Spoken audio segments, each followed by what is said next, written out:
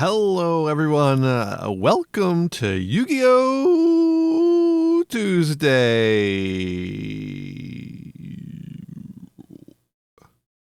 We're going to be watching Yu-Gi-Oh! Duel Monsters. We got the Ghost of Kaiba duel. Kaiba's definitely dead, and he's not coming back for the rest of the show. So Yugi has to duel his corpse, and it's going to be a fun time. Happy Trans Day of Visibility, everyone. Hope you're having a good one, and not a devastatingly sad one.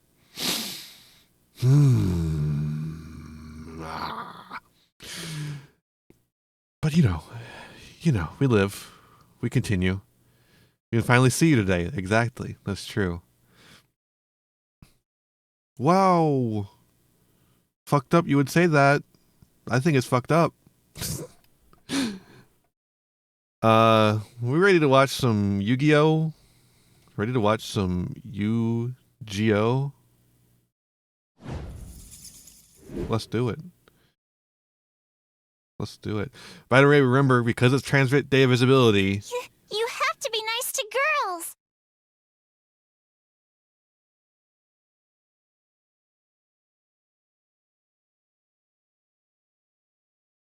Well, obviously he does, but like, come on. Leave the tension there at least. Yeah, I don't know about that. That's like, I don't know why. I don't know why. All right. We will be continuing in just a second, but first, real quick, time for an ad break. See you in a sec. See you in a sec.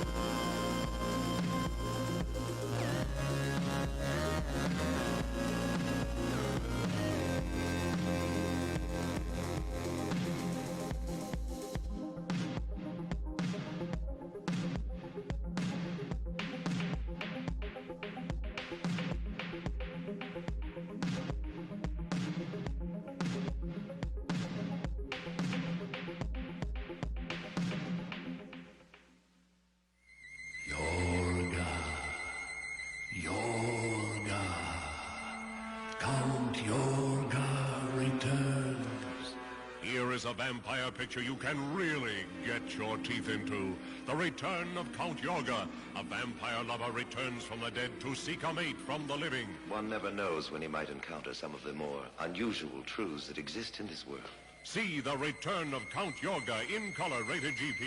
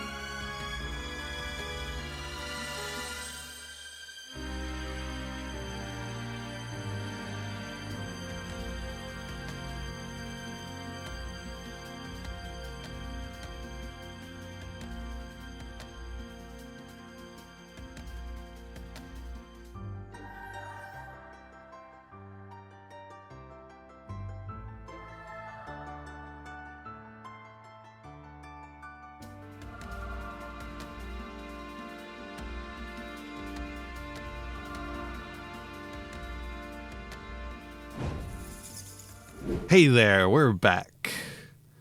Next episode. It'll show up in a second. You know how it is. Luckily, this makes so much more sense than the dubbed version, right? This doesn't happen in the dub. Am I crazy? I don't remember this happening in the dub at all.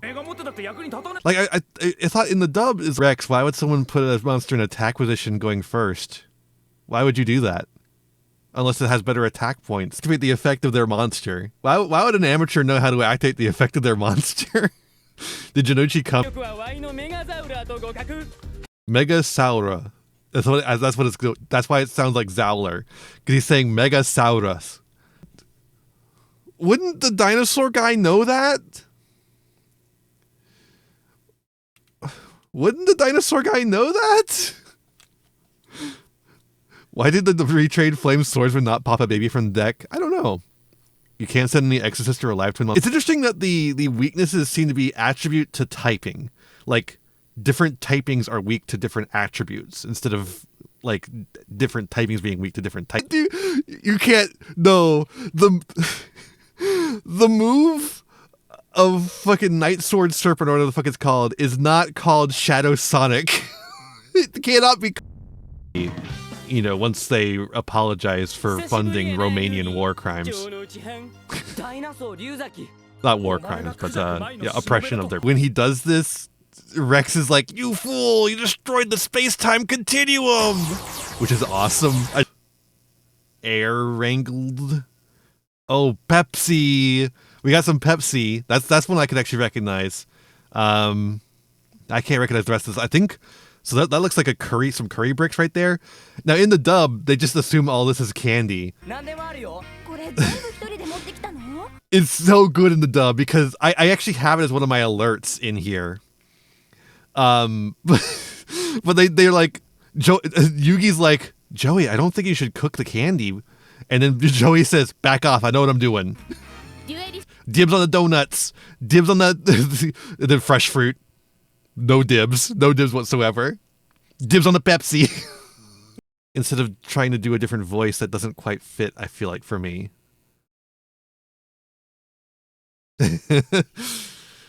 Yeah, the ending theme for this one isn't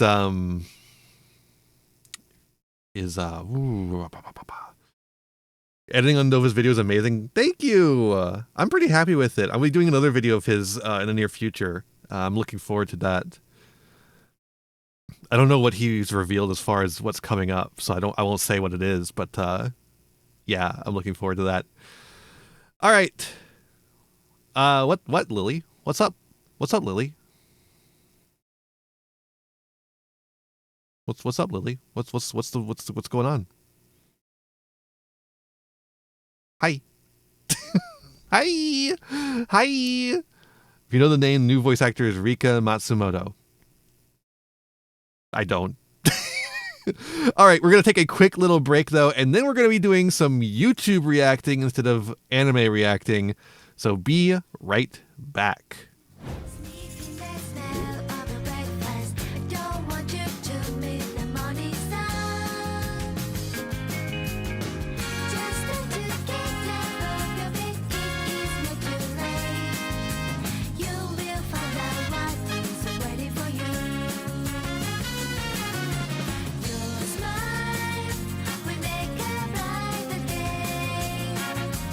Take your time and take your chance. Things will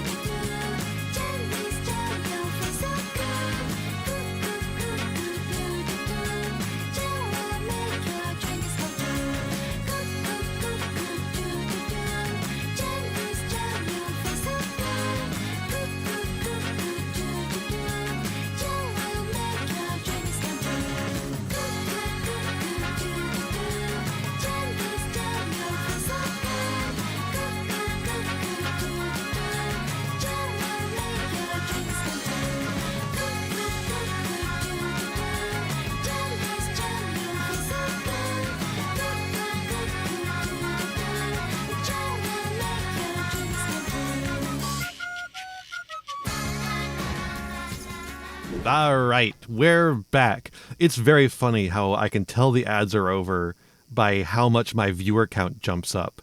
When the ads are going, the Twitch says the viewer count is really low, and then as soon as the ads are over, somehow it all pops up. Interesting. Anyways, here's your regular reminder to follow Batchu's library. Subscribe here, please. God.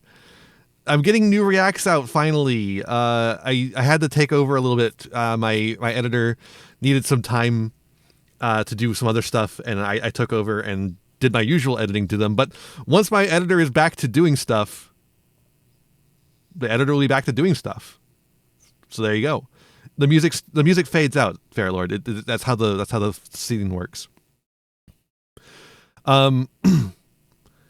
So we are going to do a react. This came up in my feed from Card Market, a YouTube channel that exists. And it says, we asked a Magic player what's wrong with Yu-Gi-Oh! Now, if I was going to ask someone what's wrong with Yu-Gi-Oh!, the last person I would ask is a Magic player. I would ask a Pokemon player before then.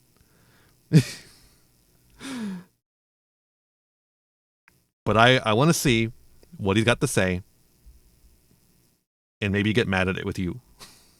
I need your moral support to get through it. Before we start, I'm going to guess. Add lands. Surely it's not add a mana system, right? Like, surely it's not just add a mana system, right? There's no fucking way. There's no fucking way. Let's find out. Welcome back to Card Market Yu-Gi-Oh! Today we're talking all things Yu-Gi-Oh! But also all things Magic Let's the turn that up. Gathering. We're going to look at both games and see what's going on in each of them. This video has See scary if aura. maybe It we does. can steal some things to make each of our games better. Let's check it out. Today I'm here with Johnny and also special guest from the Magic channel, Torolf. How's it going? Hello, good. I would like to know, first and foremost, as a Magic player, what do you think Card about Market, my Yu-Gi-Oh? What beloved. is It's better than going TCG on? Player. That's the thing, is that because this is from the Card Market YouTube channel, I'm hoping it's not going to be put lands in Yu-Gi-Oh! Right? Hear about it? What do you know about it? Where are we at in the card game community, in the general perception of things? So I basically only get Beloathed. very basic Sorry. common knowledge stuff. You're like, oh yeah, there was an anime on 20 years ago, Blue Eyes White Dragon, blah, Right. blah, blah. I remember something that I know, which always puzzled me, I think. Somehow their Millennium Puzzle you? way of doing art is very mysterious. Like, wasn't it that there's officially one person who does the art and nobody knows they exist? And Yeah, I mean, that is what I would say is a pretty large issue with Yu-Gi-Oh! Is they don't credit their artists at all. Okay, Like, see, which I legit. think is, like, You see, a very- it's not gonna be bad. It's not gonna be bad. He's putting out a legitimate issue with Yu-Gi-Oh. It's actually gonna be good. It's actually gonna be good. very modern TCG thing to do is like, oh, who drew the card that I'm playing? It's not even a modern TCG thing to do. It's a TCG thing to do. Magic the Gathering has been crediting artists longer than Yu-Gi-Oh has existed. And their name is just right there, right? But Yu-Gi-Oh doesn't do that at all, and probably never will, if I had to guess. part of Magic is the hype around art and artists. Yeah, and I think in Yu-Gi-Oh it's similar. There's specific art styles that cards get done in, and you're like, oh yeah, this is the person who like does all the prank kids cards. I love the way these cards look. I love that it has the card market value. Oh, 12 euro. 12 cents of a euro. I don't know how you say that. How do you say 12? Do you just say 12 cents? I don't know how euros work. Or whatever, right? But you just have no way to like actually How do you know who how do you that divide is, or- euros? Euro I mean, cents? If you do your digging online, maybe you can find it somehow. But with all the like NDAs and stuff, it's all I guess it would be the civil. Calling it euro cents is equivalent to calling it dollar cents, which I'm going to start doing from now on. possible, right? So I do find that very strange because a lot of Yu-Gi-Oh cards look really good. The artwork is really awesome, but yeah, not being able to tell who drew it really sucks. What's your favorite artwork? My favorite artwork is Despair from the Dark, which is a very old zombie card. Okay, well that one's a Kazuki Takahashi one, so you're good on that. If I remember correctly, it might have been cleaned up by another artist for the card, But I think that this one was designed by Kazuki Takahashi for the manga, if I'm remembering correctly. I played it in the Childhood Decks video. Thanks for the callback. Yeah, click the Childhood Deck video. It's a good time. Even the modern cards. There's so many modern cards, like even like the Dominus cards or whatever, where you look at it and you're like, this is a piece of artwork. Like this is really. Yeah, it's a piece of artwork. The cards all have art. Something here, but no credit. Who knows? Best artwork still. Can you Jerry design me? Beansman. Everyone loves Désignez-moi un mouton.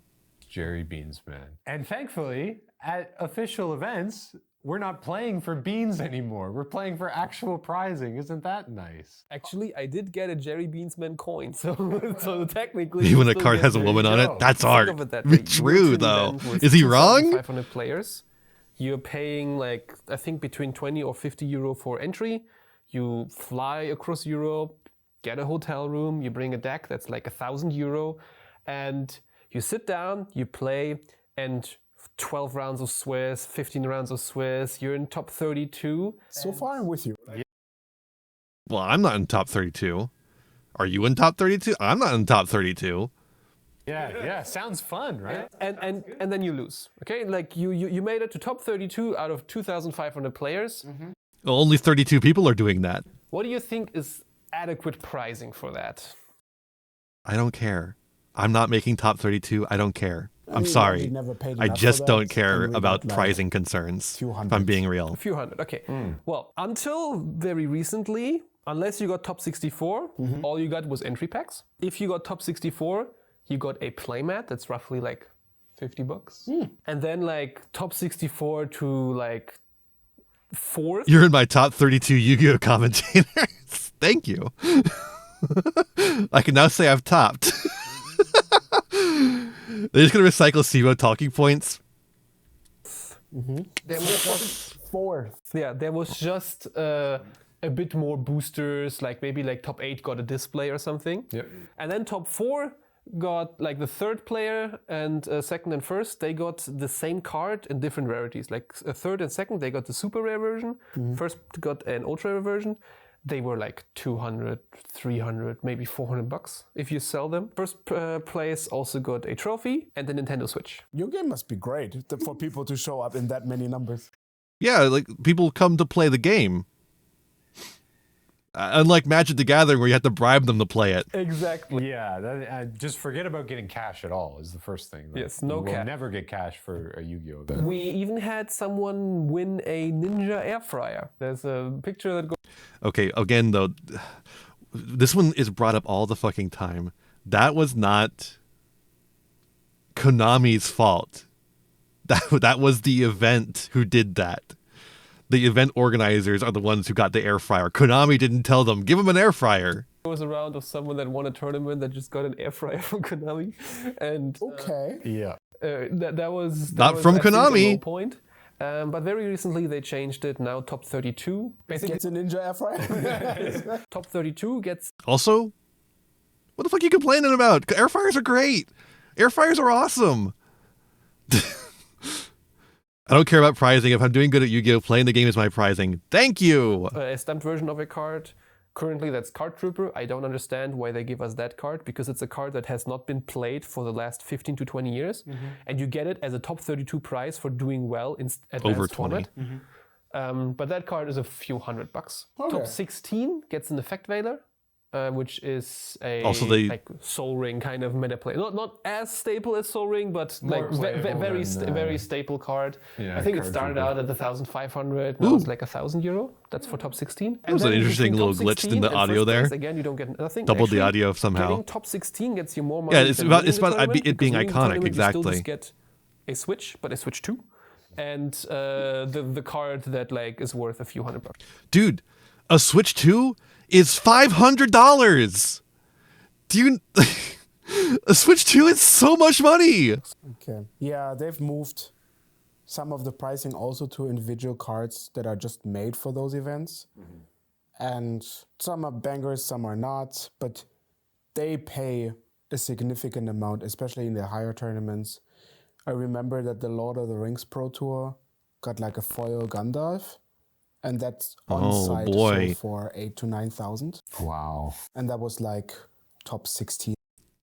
Legitimately, and this is probably because I play Yu-Gi-Oh and not Magic the Gathering. I would rather have what the fuck is the name? Another verse Dingus Dork than fucking Gandalf the Grey. Thank you. Top 32 or something. So if you become world champion, what do you win? Trophy? An air fryer. Because I can tell you in Magic, it's I think right now 100,000. You get 100 grand? And the one I played, the winner got 300,000. $100,000? $100,000. Dude. Okay, this is maybe going to sound insane. Talk about a way to make your hobby miserable. World, that's for worlds. So only one person in the world gets that. Theoretically. I assume there's only one worlds for Magic the Gathering. So everyone who doesn't get that, right? One person ever, for a year, I suppose, gets that. And if you don't get that, how does that make you feel? How does it make you feel to lose that? I imagine not good. Pricing discourse is so fucking dumb. It is. It's extremely dumb. It's so fucking dumb. I think Kazuki Takahashi, if the rumor is true, was actually 100% correct. You should not have money for pricing. Fuck you. Sorry. Anyone who gives a shit will not win anything anyways, except for exactly Jess. Who does care and does win. But also, I don't know. I can't get hard about this one. Sorry, folks. You don't you don't get cash. The reason for that being not just that, like, My face when my Takahashi hobby once isn't making said that money. He doesn't want to have that in there. In Japan, gambling is illegal, especially for money. Yeah, this is the real reason is gambling laws in Japan. That's Probably. under the Japanese Yu-Gi-Oh restriction. Yes, but the Konami is under the Japanese Konami restriction, and so the rule is no cash pricing. Only Dude, you have to obey the laws of the country that you're in. Sorry. goodie pricing. And honestly, I think for the World Championships, it's the exact same thing. You get a price card that says, like, that's either the ultra rare version or the super rare version. I think there were also two different variants of that card usually. And so you get one card and you can sell it for 10, 15, 20K or something. What would you recommend for someone who's new to Magic? How would you tell someone to start playing Magic? Because in Yu-Gi-Oh, there really isn't a great way to let someone in and say, hey, come play this with me. It's kind of just like everything all at once, and it's super overwhelming. Yeah. So is that the same sort of experience as in Magic? Definitely. Shifting topics entirely. People say, yeah. Most of you heard of Commander. People say, like, do not recommend Commander as an entry point. Do not recommend Commander as an entry point after saying, oh, Yu-Gi-Oh is just so much. Commander is so much. It's all of Magic the Gathering history. There are no illegal cards. Except for the ones that are fucking banned. You can't. Look, Magic the Gathering does have better on-ramp than Yu-Gi-Oh, but Commander is not it.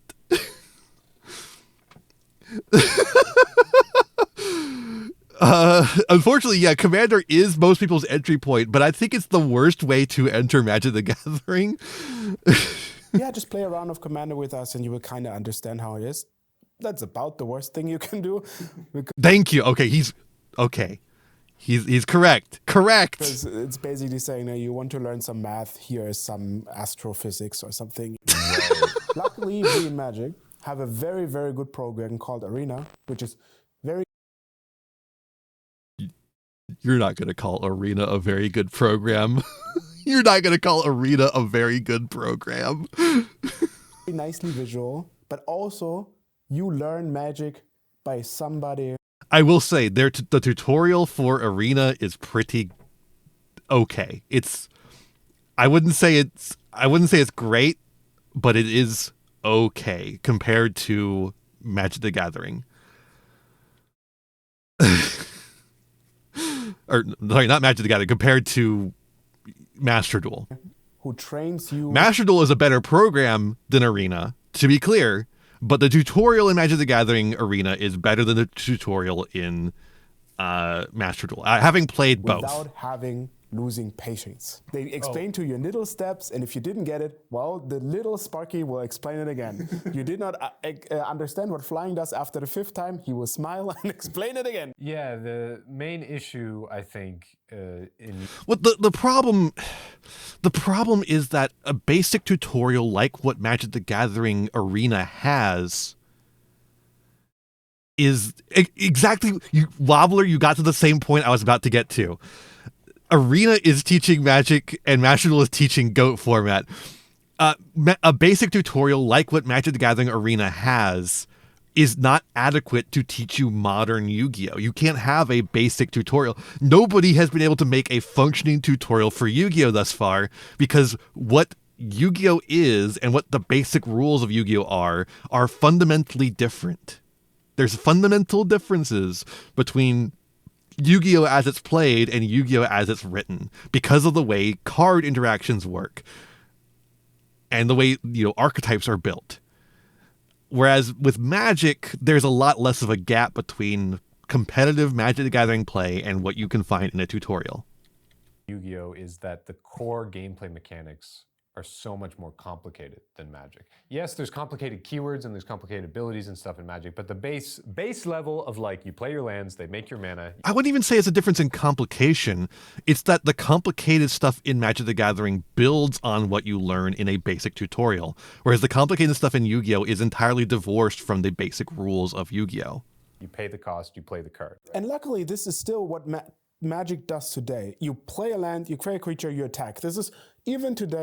So also you play a mana rock and then you play a card that gets you into another card, and that card can get you some mana, and then you play a card that just mills your whole deck, and then you put a bunch of land out on the field, and then and then you start ramping, and then most of Magic's. Yeah. From what I understood, that is not most of Yu-Gi-Oh's. No.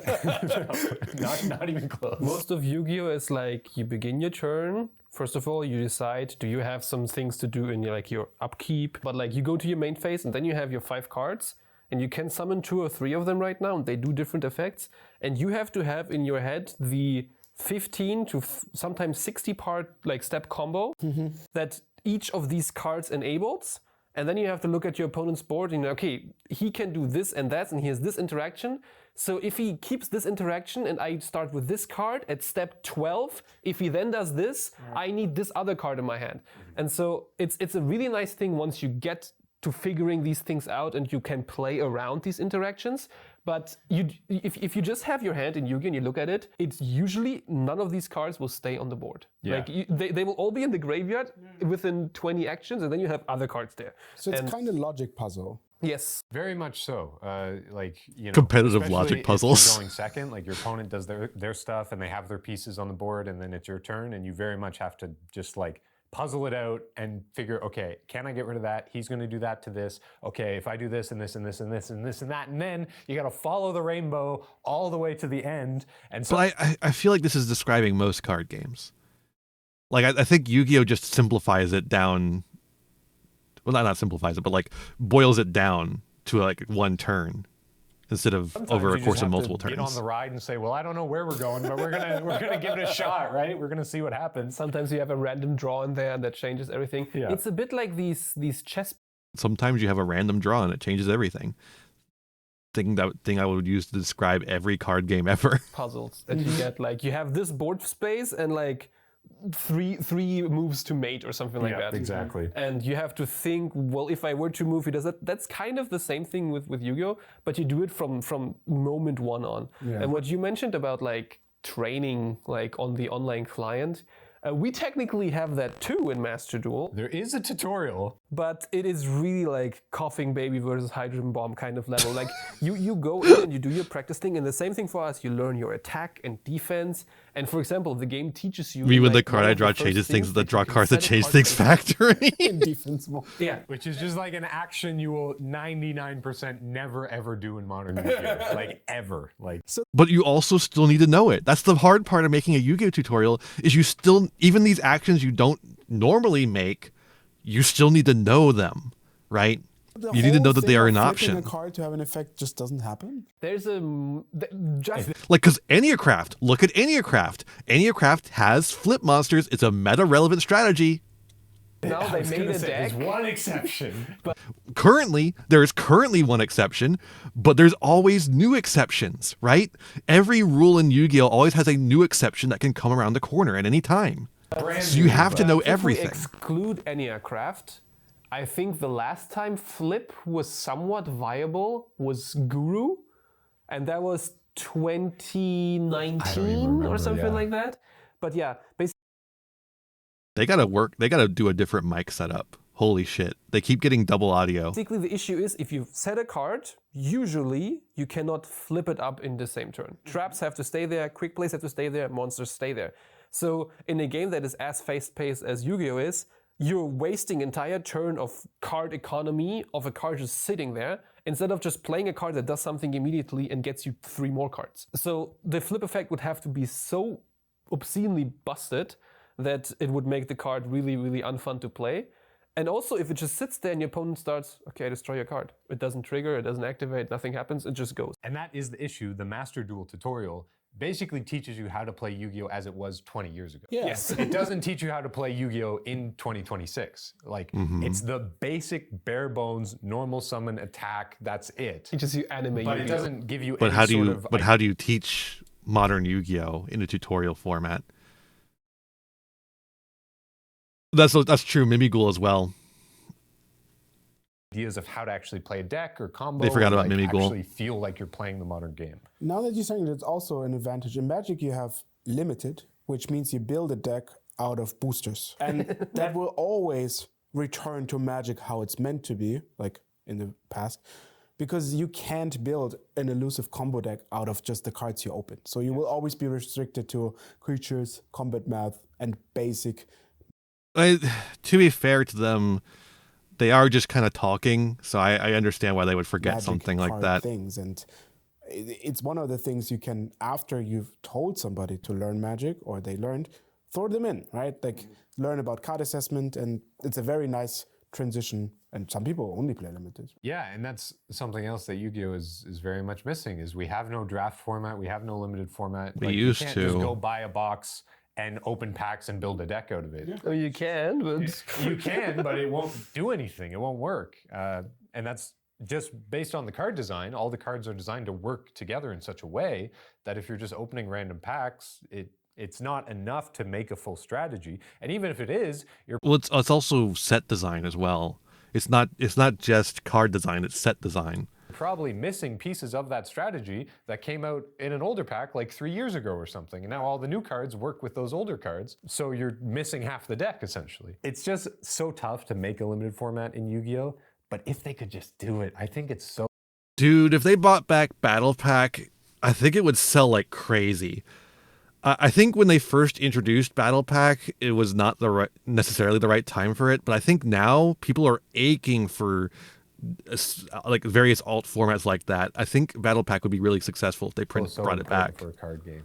And it's just so sad that we can't quite figure it out. the issue with us is like we have like creature types like you guys do, with like human and wizards. Right? You just For us, we have the two, like we have like 22 or something like that. Yeah, it's around 20, yeah. Then we basically have colors, like we have attributes, but on top of that we have archetypes. And so it's basically just in the name, you will have a name. I imagine this video is hell if you have misophonia. It's all this static, like VHS static they've been adding to all the effects. That these cards share, and usually in the card text they I will try not to say, add static "You to my can videos search too much a because of that. part of that archetype." yeah. And you can do special summon with that, and you can revive, and you give cards from It's that only in archetype one ear, bonus effects. yeah. And if you just open a booster and you try to draft, you get like one card with that archetype and then one card with that archetype, and they might have good effects, but they can't work together. Immediately, everyone in chat's like, "Yep, I hate it." No, it's not And possible. I think if you just said like, if a card mentions an archetype, like it can be any archetype, I think then it would just be too much. It's interesting, right? Because in Yu-Gi-Oh, when you play a deck as the archetype, most of the time it's doing something that no other deck really does. Like every archetype kind of breaks the rules of the game in its own way, which is what makes Yu-Gi-Oh fun and unique and gives people attachment to all these decks, is because like, oh, if I play Malice, every time I banish one of these, I can special summon. That's not entirely true, but it is mostly true, so I'll let it slide. It back. No other deck really does that. It's really cool. I really like the card advantage I get from that. Blah, blah, blah, blah, blah, whatever. Because some and decks every do deck kinda has similar their enough own things, but they little work thing together, that right? They like basically design a whole new mini game.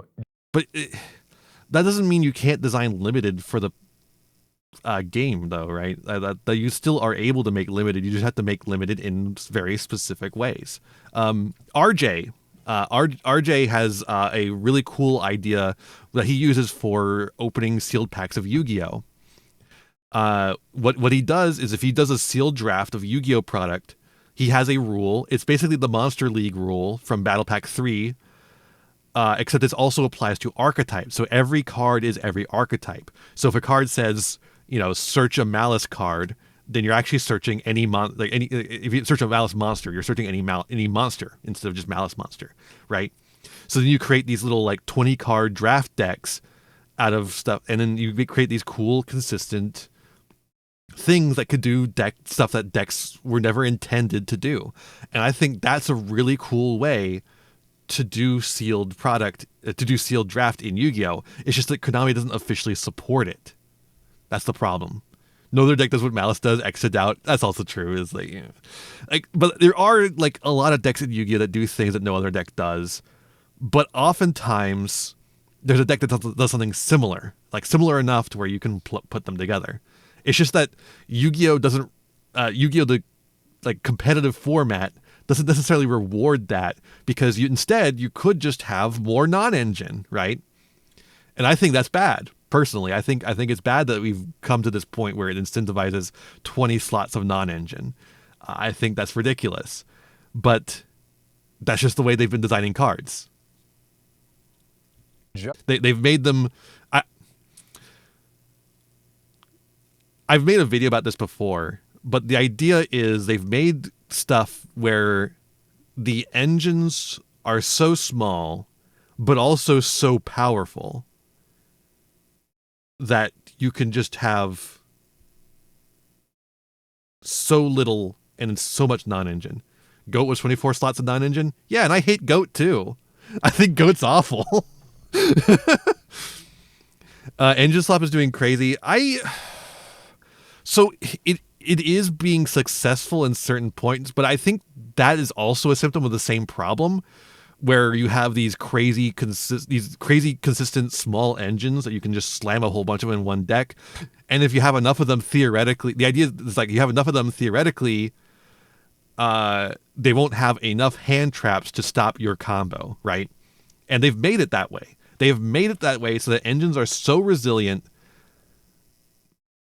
that enough, and so small and so powerful that you could create a powerful end board through even 5 hand traps sometimes. And I think that's the problem. I'm not a hater on one card combos. I'm not a hater on svelte combos. I like Alistair the Invoker. Alistair the Invoker is a very small engine, a very good one card combo, right? But it doesn't do a ton. For its time, it did a ton, but in the modern day, it doesn't really do very much. And I think that's the key, right? Is making one card combos that don't do a ton, but just give you a piece of a piece of the end board, or multiple card combos that get you more, right? I think that would be the ideal space for Yu-Gi-Oh! To be in, but that's not the right direction Konami's going. So not really much we can do about that. Just for these cards, right? So I have a question. Let's say you align all the card games and somebody wants to start, and you have to make a pitch that is unique to Yu-Gi-Oh! Why should somebody start Yu-Gi-Oh! instead of Magic? What does Yu-Gi-Oh do best for somebody Hype moments and aura. who wants to play a card game? I think Yu-Gi-Oh gives the most points of interaction during each turn where the player is given a decision. Usually, like That's very true. often people will say, oh, Yu-Gi-Oh turn, like game is over in one turn, maybe 2 turns and the duel is over. But very often in the first turn, you will have had, even as the person going second with your cards that you have in hand, maybe 20 situations where you could have interacted with your cards. And choosing the right moment to interact, to then stifle their combo, gets to the point where like you can win a game that you shouldn't be winning, you can break a board that looks like very hard to break. And understanding that and learning that process is Also, another thing with the combo pile engines is I think they're making bridges too easy to make. I think Konami is making bridges way too easy, and they should probably stop doing that. Anyways, back to it. really rewarding and very fun. The most fun games, in my opinion, are the ones that almost go into time in turn one. Currently, I'm playing a deck called Radiant Typhoon, which has a lot of quick play cards that give a lot of moments where you can activate cards. And very often, my game one takes like 40 minutes. I cannot believe I just heard that. I mean, yeah, I don't know if I would necessarily go that far. I love it. I don't know if I agree with that, but I do think like Yu-Gi-Oh, yes, the game is over in 2 turns, whatever. That's what everyone says, right? But Johnny is right in terms of what is happening within those 2 turns. Yeah. It's like you're having 10 turns are happening 10 in 1 turns turn. for every 1 turn, right? I think there's it's the much exact back same and thing. forth, there's so much interaction, and I don't know. I just feel like Yu-Gi-Oh is like so rewarding. Like once you finally get it, you really have to like commit and climb that mountain. But once you get to that peak, you're like, you see God. You're like, I understand. I finally get it. And you just like, you get the highest high out of any card game I've ever played, I think. If you have a person that plays absolutely perfectly with knowledge of anything, how Rather high see would their win God. rate be? Come We on, have Lily. some people, for He's trying to stay example, invisibility. just You can very see it whenever you recently, want. We have a player in the US called Kamal who won 2 YCSs in a row. 2,000 plus player events, 15 rounds of Swiss. And he won back-to-back American YCSs, if I recall correctly, with like heavy combo decks, like lots of decision points. I think last weekend we had YCS Sydney, and Jesse Cotton, one of the most like accoladed players in the world. He got to finals again. He lost in the finals against another good player, but you do see the really, really high profile players making it to the top cuts very, very consistently. What is the competitive circuit in Magic like? Is there the same level of consistency with like top Magic players? Nowadays, no, because they've restricted the amount of tournaments to 3 a year Right, yeah, I forgot that Magic started like fucking over their tournament scene. plus World Championship. Oh, wow. And in order to qualify for those, this is all post-COVID, you have some regional tournaments, basically a ladder system. Because they don't want you to be playing And then once you are playing a lot of the big different tournaments, formats. They want you to be have playing kind of a specific system standard, where if right? you And win a Commander lot, is what they want you to be all your playing. points If I in the remember rolling correctly. system count how much you've I watched won a prof in the last video 3 about tournaments. this, so I might be And if misremembering. it's over a certain threshold, you're qualified for the next one. Magic has a lot of luck. You will end up not being there eventually. And people who have been world champions or who are Discontinue very, the very main known for being circuit, good insane. are not anymore. Because the incentive is not monetary wise also, but also the system just doesn't. Oh, they don't have money, so they stop playing Magic? Oh, There's no maybe because no the game is reward for bad. No, I'm kidding, I'm kidding. And what I've heard, this sounds like if you're like your level cap, your skill cap on UVO is so high, even though much more difficult, that it's worth striving to that point and training for it, and that's the reward. Yeah. Because in Magic, that is not the case. Yeah, if you're one of the best Yu-Gi-Oh players in the world and you know that and you study the game and you take it really seriously, the gap between you and the average player is like miles and miles and miles, which I know is also true for any game basically. It's But less true in Magic because you're naturally screwed fun by your mana system. You know what? Actually, Wait, he's anti-mana system. Yo! MTG Pro Tour, they had one for every standard set. Hard to do when you're pushing 8 standards a year. Yeah. going back, Yeah. if I had to pitch to a new player why they should play Yu-Gi-Oh, you'll never draw a land when you want to draw a spell. That's why you should play Yu-Gi-Oh. I have to ask you, as a Yu-Gi-Oh player, one of the only things I know about Magic is all this universes beyond stuff that's going on. That seems to be all anyone's talking about. So can I get like a little insight into the Magic world, what all this is and what it means, and if Yu-Gi-Oh should avoid going down this route at all costs? They I hope it found does. out at the pace they have to print Magic cards in order for the company to make more and more Don't get him profit, started. they cannot appeal to everybody. Yes. Which makes sense. Magic, a lot of years ago, was it had 4 big sets a year. Oh, Who I cared know. about I hope all of it them? does avoid it. He said, should we avoid it? And I said, I hope it does avoid it. Sorry. That Unclear means language. You can milk the cash cow 4 times a year. So if they now print, let's It say, would be 8 very sets, funny to get our own then cruel tutor, though. people get fatigued of Can you buying imagine stuff. Pot And of the way to make Greed money with, like- is to get more people. Oh, Pot of Greed, full art. But it's a screenshot of... What would it be a screenshot of? The cabbage salesman. It'd be a screenshot of the cabbage salesman from Legend of Korra. Like the Cabbage Corp leader. People into Magic. And the way to get more people into Magic is pick the areas where people might get interested in Magic. It'll be a pot of Obviously, cabbages. Superhero, comics, fantasy, all of those are close to Magic. So if you have a friend who likes Spider-Man, you say like, hey, do you want to play Magic? No. Do you want to play Magic with Spider-Man? And then they go like, actually, you know what? I would do that. And No, they don't. No, they don't. I know how well Marvel Spider-Man Magic the Gathering sold. They did not do that. there was a set about those. I love the Cruel Tutor. I love fucking Avatar Last Airbender Cruel Tutor. It's so fairy tale fucking bunnies. funny.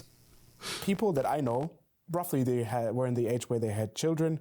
Their children started Magic with this because they could convince them, instead of you have like really weird skeleton warriors or whatever, you have like little bunnies and it's cool. And all of those makes Bloomburrow's a economically fine set. a lot It's of sense. not a Universes And Beyond if set. you are okay enough with Magic, not everything I mean, it kind of wants to be a Universes Beyond set. It wants to be Redwall, but Magic is for you, it's great.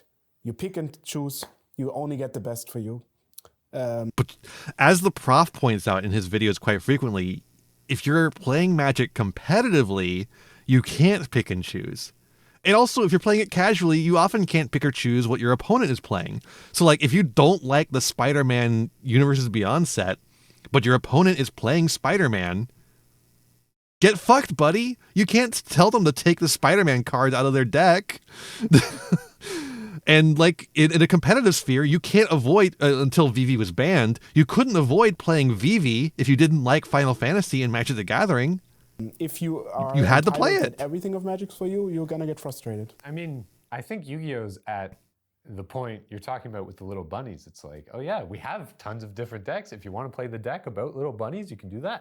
Well, see, that's the key point, is that we keep it within Yu-Gi-Oh, though. We don't make, I mean, we do have a couple of cards that are like sponsored things, but on the whole, for competitive play, we don't have anything that is outside Yu-Gi-Oh. Everything that is within Yu-Gi-Oh might have different art styles, but it still feels like a Yu-Gi-Oh art style. They managed to keep that Yu-Gi-Oh feel to it. When I sit down for Magic, my opponent is playing Marvel Rivals Universes Beyond Invisible Woman Bikini combo deck. When is Magic the Gathering going to get swimsuit rares? Cardfight Vanguard has been on that for a long time. They need to catch up. If you want to play the deck about giant robots in space, you can do that, right? There is a lot of variety within Yu-Gi-Oh, within the decks. But it's still the within. sets. We It's also not have beyond. a huge problem getting new players into the game because the game is so complex. Is the way to get people into Yu-Gi-Oh to I prefer the put a wedding dress Spider-Man rares. on Also some of our good. cards? Also very good. That I'm not too sure about. It all K9 In Spider-Man. order for normalizing this, That's fair, Wobbler. it needs to be not uncool. And look, hey, I think Universes Beyond. I have perhaps complicated feelings about Universes Beyond. I don't think it's evil necessarily. I think it's fine. I think that they should I think everything should be handled more like the Godzilla Universes Beyond, personally, where the cards are not their own set, their own cards. They are reskins of cards that already exist, rather than having to reskin the cards to make them in-universe Magic cards, which feels bizarre. But also, if you do that, you run into problems with the Spider-Man set, where it's like, well, there's not that many spiders in Magic the Gathering. How do you make this many Spider-Man cards, right? So that's why they naturally went to let's make a whole set for Spider-Man. But then we realized, actually, nobody likes these small sets. We have to make a big set for Spider-Man. And then they were like, oh no, Marvel Snap already owns the digital card game license for Spider-Man. We have to make our own our own cards of these. And I think in particular, like, that's why Universes Beyond for Spider-Man and Teenage Mutant Ninja Turtles in particular were particularly rough, because trying to match the New York setting with Ninja Turtles and Spider-Man doesn't... It is harder to fit into the Magic stuff. Bagel with Schmear is harder to fit into Magic as a card game. It's harder to make a reasonable Magic simulacra of Bagel with Schmear, right? Spice 8 Rack did an incredible video about this. And so I think Universes Beyond is not inherently a problem, but the way it's being handled is. And in particular, the way that they ballooned small sets like Spider-Man and Teenage Mutant Ninja Turtles into larger sets. I mean, the Avatar Last Airbender set did great. The Final Fantasy set did great. I built a Final Fantasy Commander deck.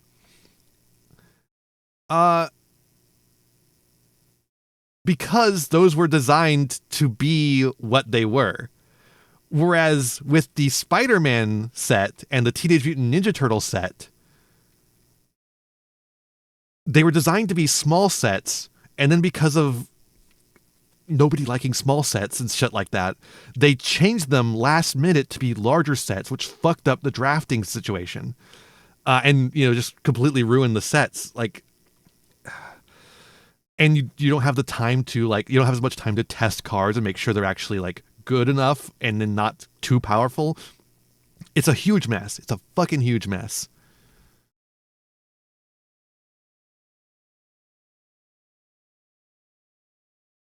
Anyways, what were we doing? We were watching a video or something? Because for most of the society, doing stuff that is uncool is... I guess, as last words on this, the real problem is not Universes Beyond. The real problem is capitalism.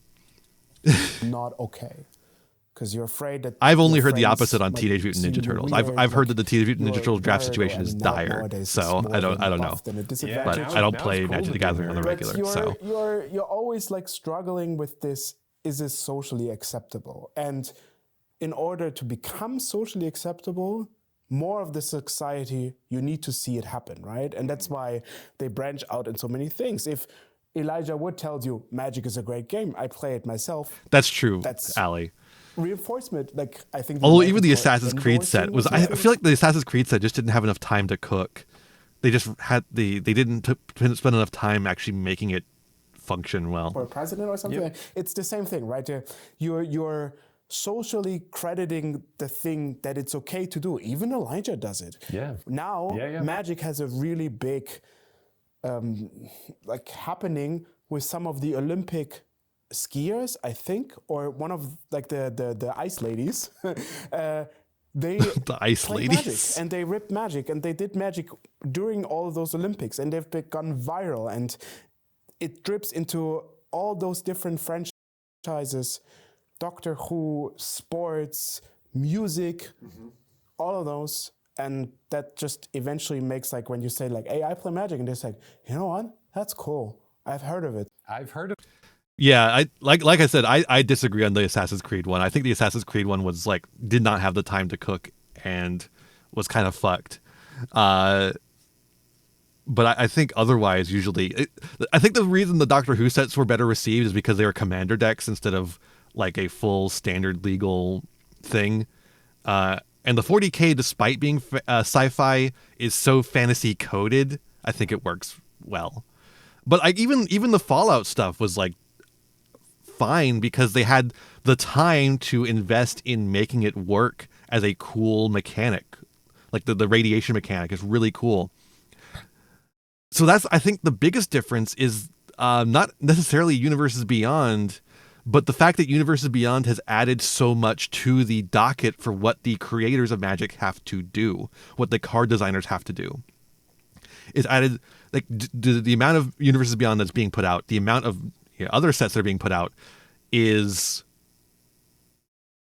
the fucking goddamn the sheer amount is crushing the designers and forcing them to make terrible design decisions. That before, yeah, it's true. Yeah, I will say we had similar things in Yu-Gi-Oh. You know, we had or Noah boring Lyles ones, just there boring last ones, year not even who terrible, flashed just his boring. Yu-Gi-Oh cards while he was winning gold medal.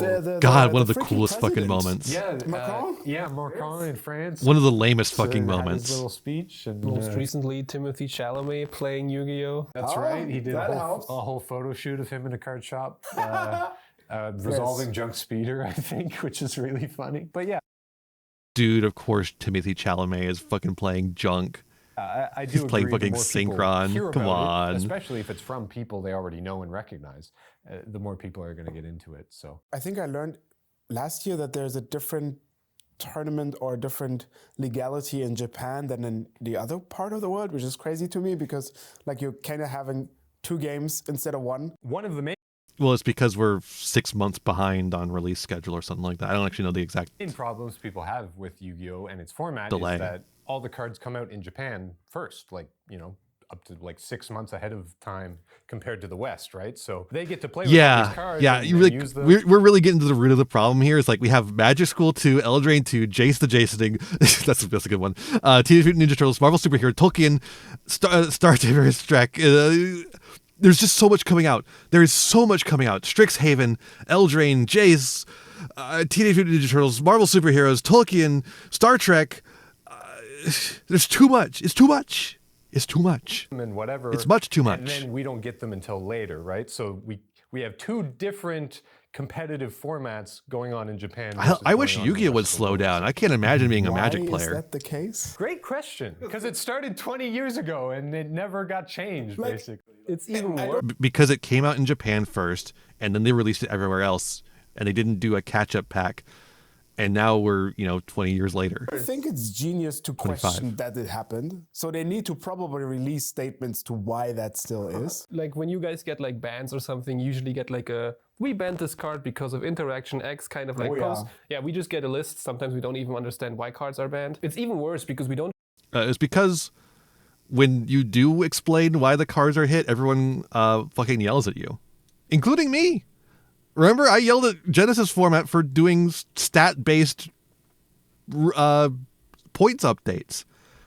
If they explain their reasoning, we're going to get mad at them, and they don't want people yelling at them. Just have the OCG and the TCG. TCG being the Western side, OCG being the like original card game in Japan. We also have Master Duel, which is actually one of the larger portions of the overall Yu-Gi-Oh player base, and that game is a mix of the two. So if you're trying to play TCG, it is not. I guess it's a mix of the two. It's really just an OCG format where the card releases are slowed down to a TCG level. you want to test online, you can go into Master Duel, but Master Duel is even further behind in some sets, but I mean, to be fair, what like if you're trying to get promotional footage of Master Duel, that's the only footage there is from the beta build. Has some cards that are already out in Japan or even not out in Japan yet. That's true, Zuchi. And so That's true. neither format is the same. Well, it also made sense as like, why would you bother catching them up when it's just when it's an international release? Like, they're never going to be playing against each other, right? And then you make a Worlds tournament, and then they are. So if you try to test for one of the formats, That is true, Zuchi. it gets all jumbled up. And then for the World Championships, they take the TCG and the OCG format, they take the ban list, and they're like, okay, we just put everything together, and whatever is Yeah, if Master Duel were truly a mix of OCG and TCG, it would just be the Worlds ban list. banned or hit harder on each ban list, that we take. And so it gets even worse on the World Championships. It's a format that no one ever plays except like 16 people a year. No one plays the Worlds format except the people who go to Worlds. Okay, based on this, I've developed a running theory. There is Oh, boy. a house or an area called Konami in Japan, I assume. Okay, I think he's right so far. I'm with you so far. Everybody in that office died. So there's not a living soul. Nobody knows what's going on. The phone is just ringing off the hook. No one's checking the email anymore. The only thing that's left is one monkey and one 8-ball. And this is basically how all the things are getting done. You have a Magic Online format. If that's the case, then Magic is just run by a greedy billionaire. I don't even have to say anything. It just is. Magic is just run by a greedy billionaire.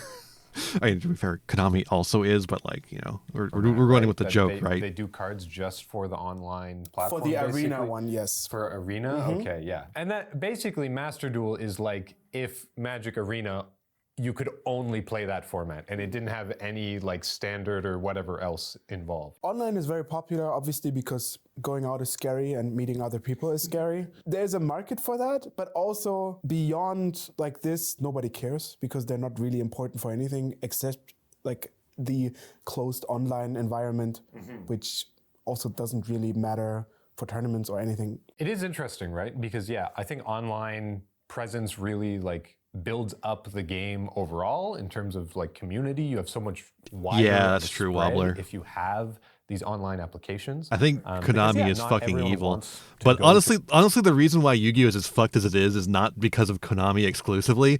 Konami surprisingly treats Yu-Gi-Oh fairly well compared to everything else it owns. But Yu-Gi-Oh has the special hell of being owned by 4 different companies.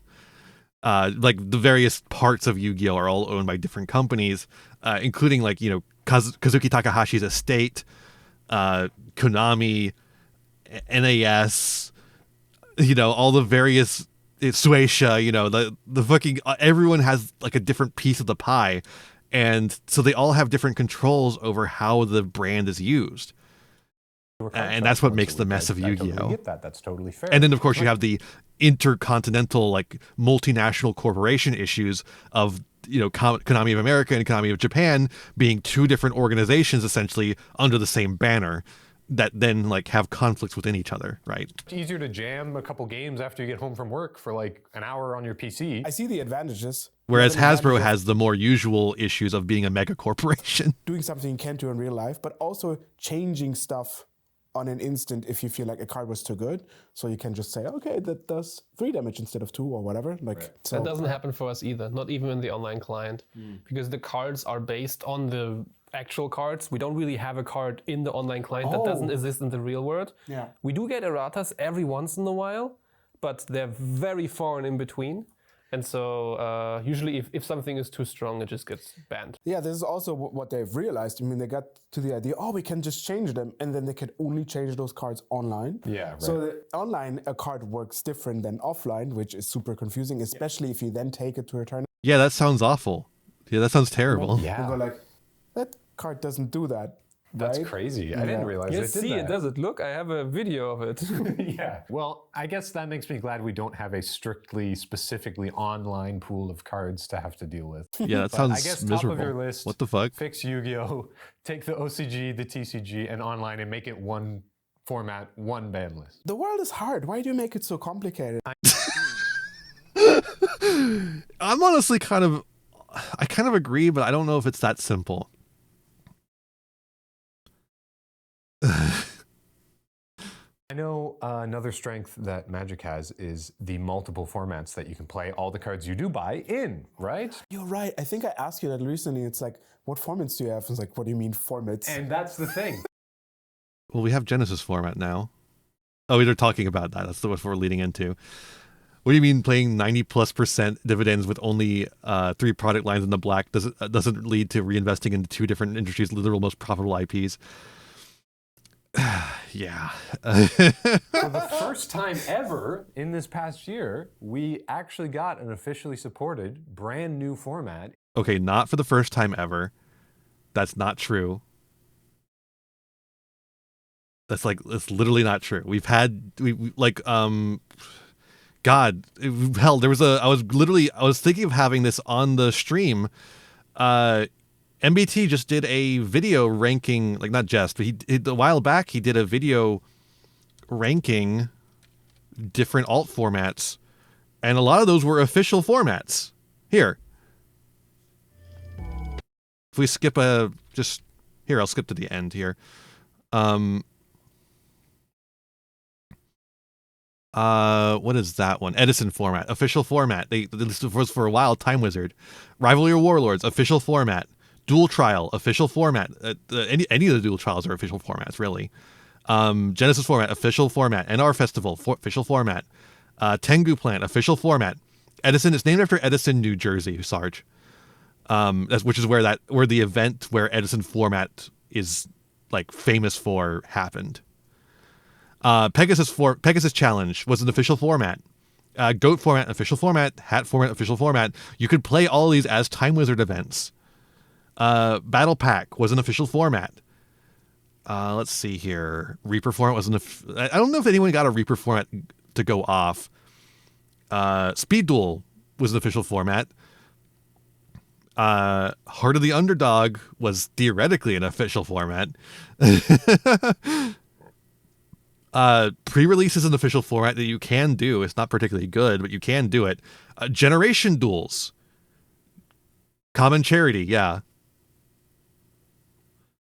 I mean, Heart of the Underdog was also a format in that list along with Common Charity. I forgot that was supposed to be Common Charity. Why did he put Heart of the Underdog? Is that... Wait, is the card Common Charity have the guy from Heart of the Underdog on it? It's because there's a card called Common Charity, right? That's crazy. That's really funny that 2 of the cards that they use to name their formats have the same guy on it. But yeah, Generation Duels was an official format as well. So that's so many official formats. It's just that none of them are alive anymore because Konami kills them. Supported. They actually have like tournament support, prizing support.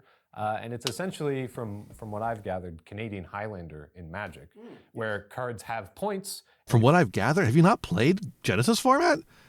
Dude, you're missing out on the best Yu-Gi-Oh format. What the fuck are you doing? Your deck has a maximum of 100 points, and then it's the best cards current that are strong one. Have a lot of points, and cards that are weak don't have any.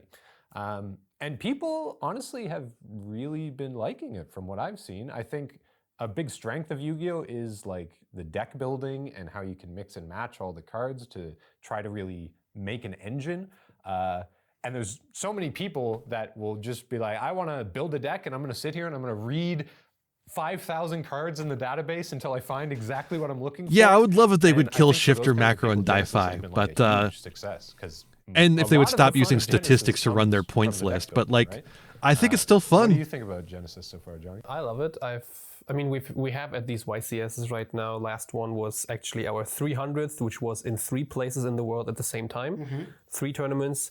2 tournaments, roughly 2,500 players, and one that I just was realized roughly that's a 1,000 Master players in Roshi Latin shirt. America. At each of these events, Dude. we also have a smaller side tournament that is just for Genesis. The game is I would definitely not. a bit toned down. Could All not the catch me wearing a generic Master stuff Roshi is shirt, very gotta be real with you. high-pointed, so if you have a deck that has a very strong strategy in its own core, and that will be pointed very high, and you can't play all of Whose these super favorite strong character is staples. Master Roshi? That's what And I'm if you play a saying, deck right? that might be a bit older or a bit weaker, a bit like more fair. And now the strong decks, they play less of them. The weaker decks play more of them. It kind of balances out. And if you have a Well, it should kind of balance out, but it doesn't. deck, you can just go to the YCS and try it out. There's so many people that go. They with need a to deck they need to that's like 4 readjust years how they do old, points, but they can play all of the staples. they it's want, still and more that's where fun they than can regular do format, okay. I In think. Yu-Gi-Oh, you have 100 points for Genesis, and there's no card that costs more than 100 points. So if you really want to make a deck around one really broken, busted cards from 25 years ago, you can. You just have to play 0-point cards Yeah, everywhere else. Spend all 100 points on this one card and try to build around it. And we had that. Like there was. Okay, there's 10 minutes left. We're going to do an ad break real quick and then be right back. I feel like even people who relate to Master Roshi don't like Master Roshi because he's a parody of them. Even if he is a gross parody of them, he is a parody of them. All right, see you in a sec.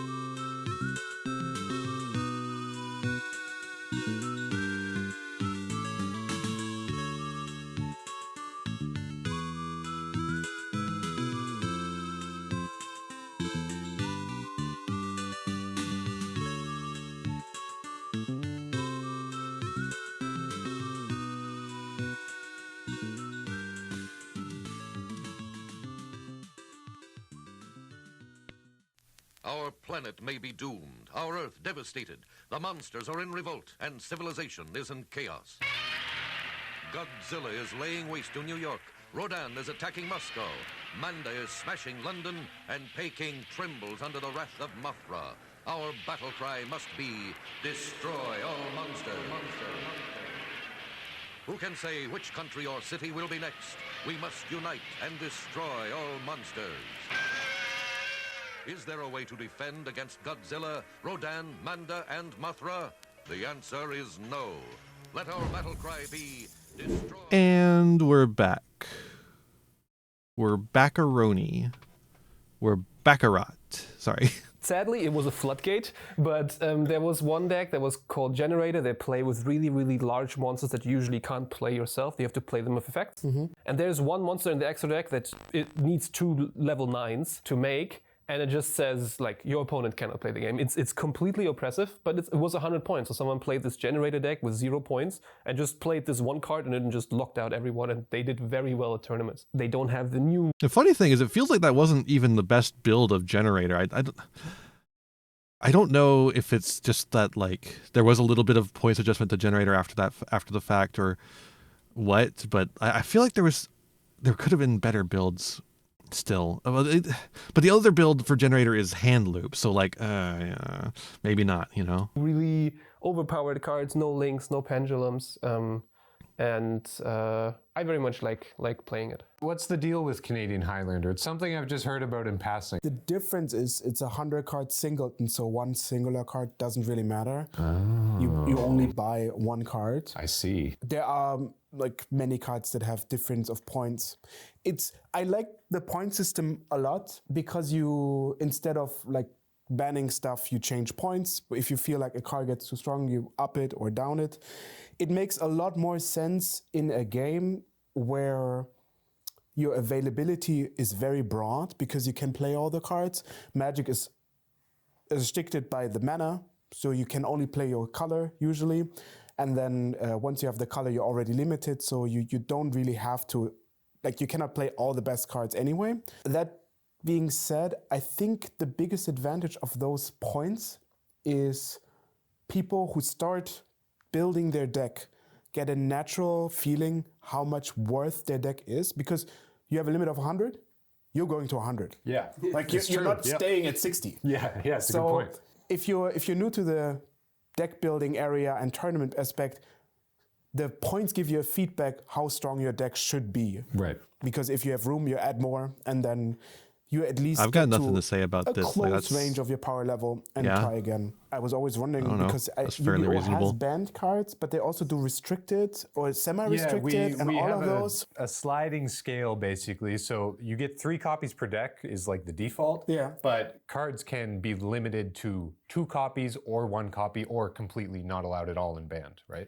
Yeah. Seems to me like the monkey 8-ball thing again. It's like, I mean, there is kind of the joke of like, we're really going to limit a card to 2 copies. Like, what is the point of that? Like, either put it to 1 or have it at 3 or like, you know. The point, if you're precise, is you make it better, right? There are probably some cards who should be 2 and not 3, but not malicious 1. But who's really that good to find that out? And then is it worth the cost of people having to memorize all of this? Because let's say a card is restricted by 2. If you play 1, I don't know if there's a second one. So if there's a second one, is that the third one you just played? Or, you know, there's a cost of memory and upkeep. It does make like each format feel different. Like suddenly you have 2 copies of draw. Okay, so I know the Neuron app has the ability to look up cards. Does it tell you if it's banned, limited, or semi-limited? I don't actually know this. I've never used the card lookup feature on Neuron. Neuron, of course, being the only legal way you can like look stuff up in the middle of a match. I don't know on that one if it would tell you.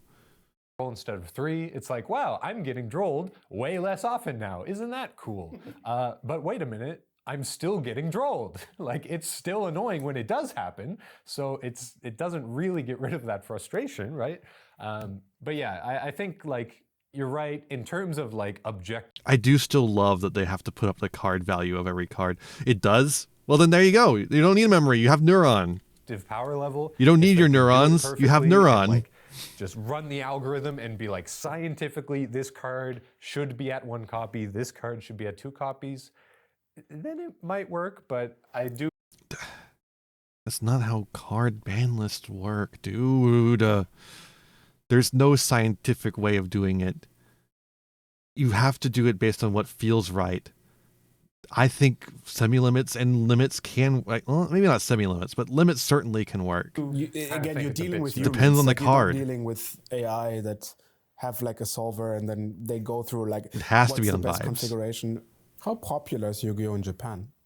Good question. I would say it's generally more popular in Japan than it is in the West. Like, it just is one of the. I mean, they have a whole second version of Yu-Gi-Oh called Rush Duel that I want Rush Duel so bad. only exists in Japan. Like, it's a whole different set of cards, a whole different game. What? And, like, it's a Yu-Gi-Oh 2, basically. Really? And they just never brought it over here because there's not the same market for it. Different cards. You draw like 5 There is the market for it. There is the market for it. I'm the market for at the it. beginning of each turn. End and of your turn. Wait, so and you end of play, your you turn. play all your cards, and then you draw up to 5 at the. It's like Flesh and Blood almost. Yeah. Well, not at the end of your turn, at the beginning so of your people turn. play Yu-Gi-Oh and the new Your version upkeep. of Yu-Gi-Oh. Yeah, Isn't that then- kind of like? Yeah, they both play them, and they're both in the top 10 card games. Isn't that fucking crazy? Yu-Gi-Oh and Rush Duel theoretically are eating each other's lunch, but they're both in the top 10 card games in And then in Duel Japan. Links also is a different version again of Yu-Gi-Oh! And then you have OCG, TCG, and Master Duel. So technically there's 5. One final new They forgot Speed Duel. addition to Yu-Gi-Oh that dead. we haven't gotten in the West yet, but they have gotten in Japan, is Overframe collector's cards. Basically, these are the first ever full art Yu-Gi-Oh cards. Yes. That Yeah, we gotta are talk about this, both of course. coming in just like a normal full art version. Dude, okay.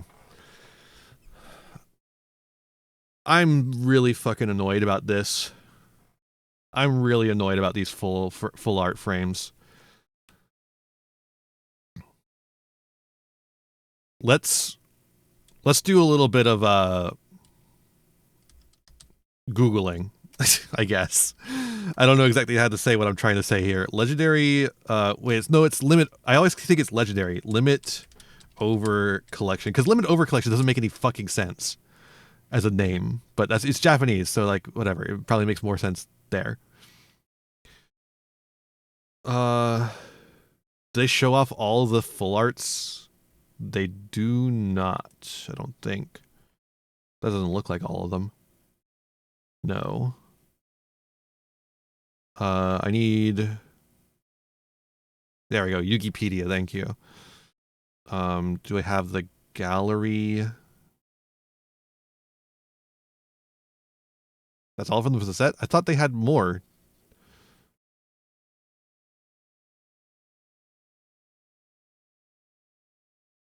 No, I'm not talking about that. I thought they had the reprint ones too, though, right? Like these are just the new cards. I thought they also had. Were those in a different set? Were the mirror? Oh, the Mirror Jade stuff is in the bonus pack. Mirror Jade and stuff like that are in the bonus pack. Oh God. Okay, where's the +1 pack? Where do I find that? To add that to the pile here, I guess. What the fuck is the +1 pack? How do you get a +1 pack?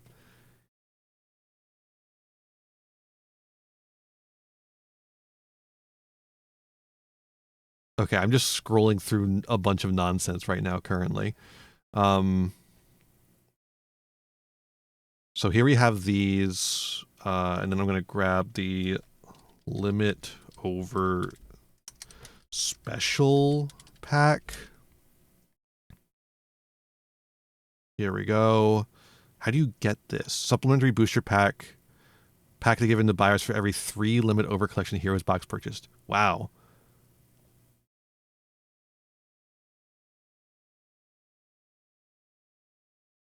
Okay. I wish it had, where's the gallery? That's what I want. Gallery. Okay. So this bonus pack here that apparently is actually pretty hard to get is what we're getting in the Rarity Collection. Rarity Collection 5. You get not even one of these per box. Whereas apparently, if you bought, 3 boxes? I guess that's kind of whack. You get a pack of this, which contains 1 of them. Okay, well, I guess it's pretty similar rates then. Except it's more guaranteed because you get a pack for every 3 guaranteed. Whereas because there's not a guaranteed one in every box here, you could theoretically get 3 boxes and not get it still. It's possible. That's how odds work, right? Do we have prices on this stuff yet? I know I've seen people talk about the prices, but like, can I find it on TCG Player? Let's say. God, I don't even know. Let's just look at Mirror Jade, I guess. See if we can find it there. No, not on TCG Player at least.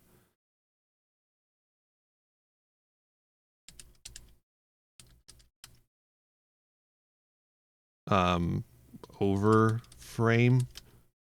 That's not how you spell frame. Shopping. No results. Well, that's because we're on Start Page instead of on Google. This is what happens when you install things that aren't just Firefox or Google Chrome, is they put you on random fucking start pages that aren't search engines that aren't Google. Which, you know, Google sucks in a lot of ways, but here would be really helpful because it'd actually find what I'm looking for.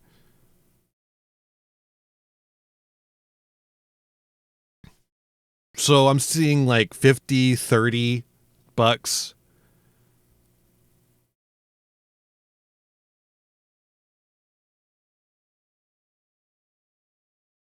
Looks like 50 to 30 bucks. 30 to 50 bucks, I should say. Whereas, you know, we can't guarantee that we get it, or any which one that we get either.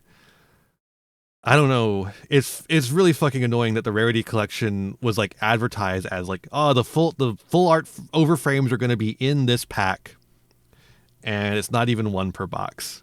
It's not even one per box.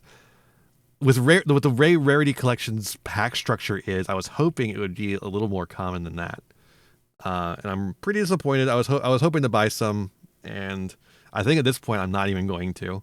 Version, but also coming in a serialized numbered version as well. So really aiming to hit the collector's market and give people a reason to buy sealed product and try to hit. And also they split up this from all of this. None of this stuff is in Rarity Collection. None of this.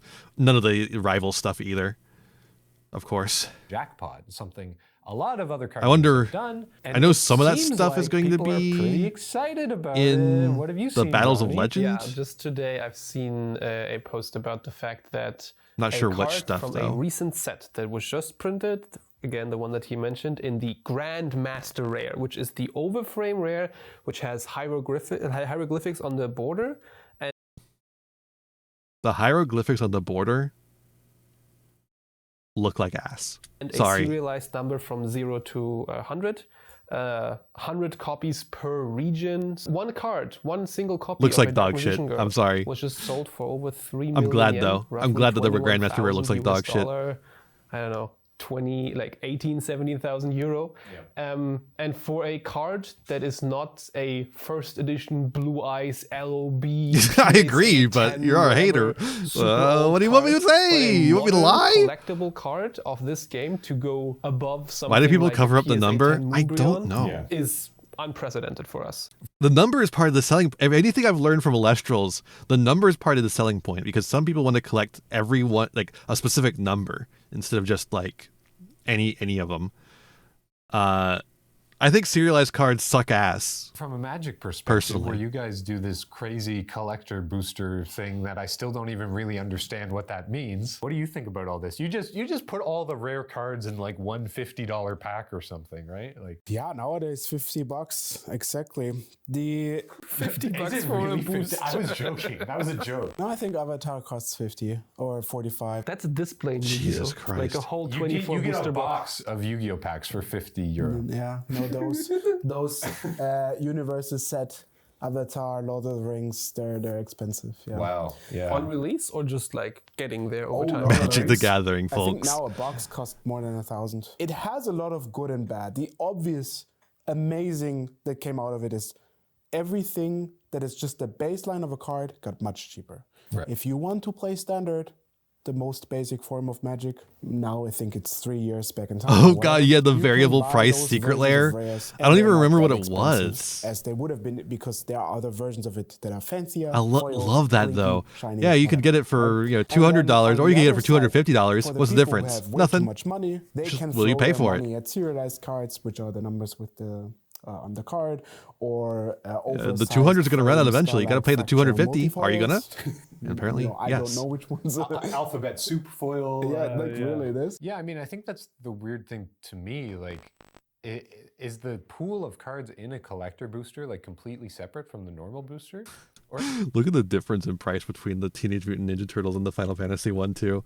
Like €20 of difference. is there like there's special foil? Still rare, insane whatever, price that are point, exclusive, but then like sometimes in a And normal Lorwyn also less than the Teenage Mutant Ninja Turtles. God damn. booster, you get like one of the fancy foils that you would have gotten in a collector booster. I just don't even understand like conceptually how the card pool works. I thought it's just like basically the good pulls of like 5 boxes, kind of. No.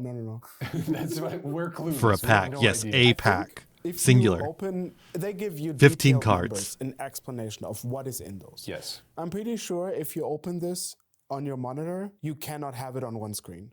Like the different cases of each individual slot is like, this can be 5% collector rare foil, but to 10% it's a mythic, and all of those. Like it tells you the different, I guess they have legally are of obliged course. to do this. Yeah. But the main factor is the normal boosters, they are just providing with the unfancy ones, and they have slightly fancier ones once in a while. So you still get that little kick out of it. Yep. And then the collector boosters are roughly only foils. So that is already the thing that used to be like the fancy ones before.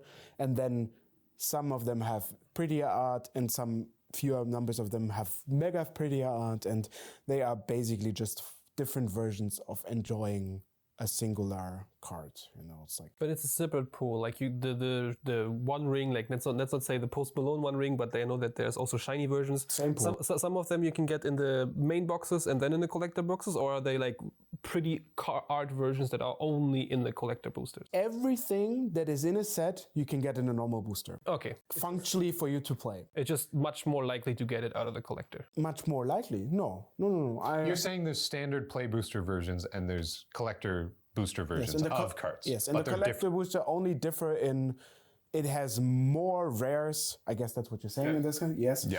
And those rares are fancier. Right. And then they also add commander product of that set into those boosters, which are not meant to be for tournament play, but I mean they also identified commander player like shiny stuff, and they buy this, so it's their way of distributing those cards, because you cannot get those cards normally except for buying the commander product. Imagine getting Commander as this fan format and it's taken over your whole game just because they realize people like playing the game that way. I mean, we did Yu-Gi-Oh! Has a version of Commander, which we just did a video on, called Domain Format. So if you're interested in that, you can watch that, because it's really fun, actually. It's shockingly fun to play four-player free-for-all Yu-Gi-Oh! And I, for the first time, finally understand the appeal of Commander, because I Okay, well, don't get ahead of yourself. Domain and Commander are different. thought it would be kind of crazy and lame and too many effects and whatever, but it's actually a really good time. And if you do that, and other people do that, and you keep on pushing, if people say like, I want to play that, and they buy their cards because of this, companies have to adjust. They have to look at their customers. I mean, I don't know Konami, but We're looking back at that empty office. I don't know. The monkey's shaking the 8-ball, and I don't know if he's ever going to make us domain decks and put them on store shelves. I hope to God not. Why would you want that? How could you look at Magic the Gathering and want official domain product? I'm gonna scream. You were just talking about how Commander has taken over Magic the Gathering. How could you look at the state of Magic the Gathering post-takeover of Commander and want Domain to do the same in Yu-Gi-Oh! I hope Konami never acknowledges Domain, and I love Domain. I think it's great. I think it's awesome. It's really cool. I hope Konami never even knows it exists. Universes Beyond is because of Commander. Legitimately. Because Universes Beyond is an attempt to cash in on casual players, I think, for the most part. And Commander was what taught them that they could cash in on casual players. Keep it in a hidden elf village, the secret village of the spellcasters. We'll keep it there, and they'll never find it.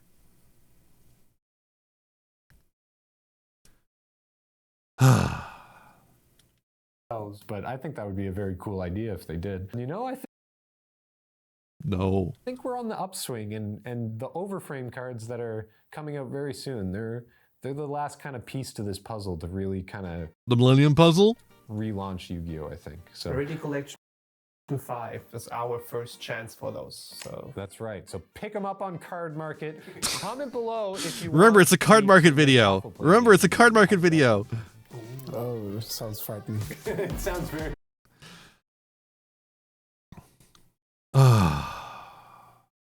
Okay, so I think this is better than the SEMO video, right? We can all agree on that. This was like a lot better than the SEMO video because it brought up some actual problems. I didn't think it brought up any actual solutions to those actual problems, but still, this is more of just a discussion between Magic and Yu-Gi-Oh players about what's bad in their card games, and that's reasonable, I feel like. I think some of the things they were complaining about were a little unreasonable, but that's fine. I think some of the things they said were kind of whack, but, you know, off a script, maybe that's just something that kind of happens, right? Hell, I'm off a script and I say whack shit all the time.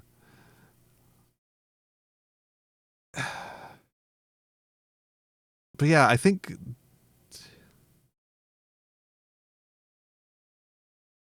there is a fundamental way of viewing card games as commodity instead of as gameplay piece that is just so pervasive. It's not like a like they don't ever say that, I don't think, in this video. Like they're talking about the value of the cards very much, and I guess they talked about it with the full arts a little bit, but not a ton.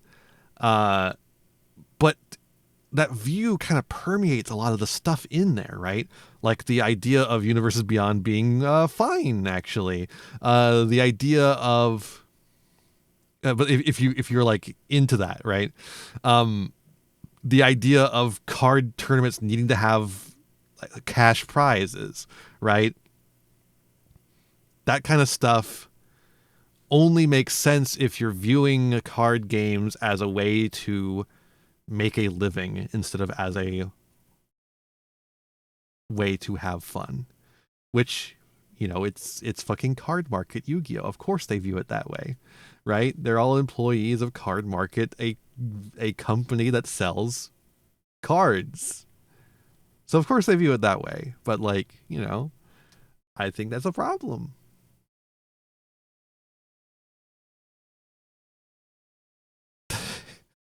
Apparently someone didn't like my I know it's like taboo to talk about this. I think it's very funny when I get I like to like try and imagine what caused someone to unfollow when I get an unfollow in the middle of stream. I like to imagine it's the ranting about Card Market. Like a guy from Card Market followed me for some reason. But yeah, I mean, like, here it is. Like, there's a prof video about the unsustainable production schedule of Magic the Gathering. I was considering watching this one. Do we want to watch the APS video about Yu-Gi-Oh guides? Something we were talking about earlier. Could be interesting. I don't know. What if we watch this 4-hour video about Tarkir that I've already seen before?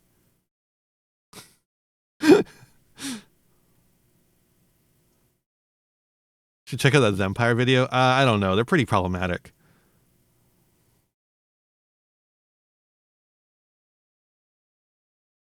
Want to watch Loopholes with just the MBT bit? I want to watch Loopholes on my own. I think Loopholes is one of the best fucking series in Yu-Gi-Oh right now. Okay, we'll watch it. It's only 15 minutes. As always, I've been thinking a lot about Yu-Gi-Oh recently, and so I've got a new premise to share with you guys. Basically, a premise. It's the idea. Okay. That I think modern Yu-Gi-Oh guides, how to play, tutorials are just not working. And it's complicated. So we're going to get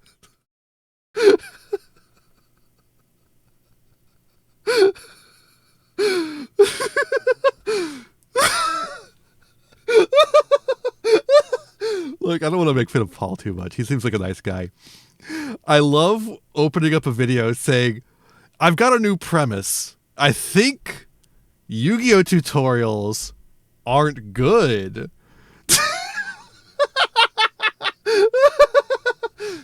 Has anyone said this before? Is anyone saying this? Here's my new premise. Yu-Gi-Oh tutorials? Not good. They're not very good at it. Into it. This one's a little bit unstructured. I've got a lot of thoughts and ideas and maybe even like a project. You're hearing it more and more. People are saying this. End of the video. Many people are saying yeah, this. I wanted to share it and just get you guys' opinions. So basically, we have to. They say the Yu-Gi-Oh tutorials, they're not good. They're not good, folks. They don't teach you how to play. They don't teach you about Ash Blossom. They teach you how to set a card, but they don't teach you about Ash Blossom. That starts off so many of these discussions, which is that Yu-Gi-Oh is a uniquely challenging game to play.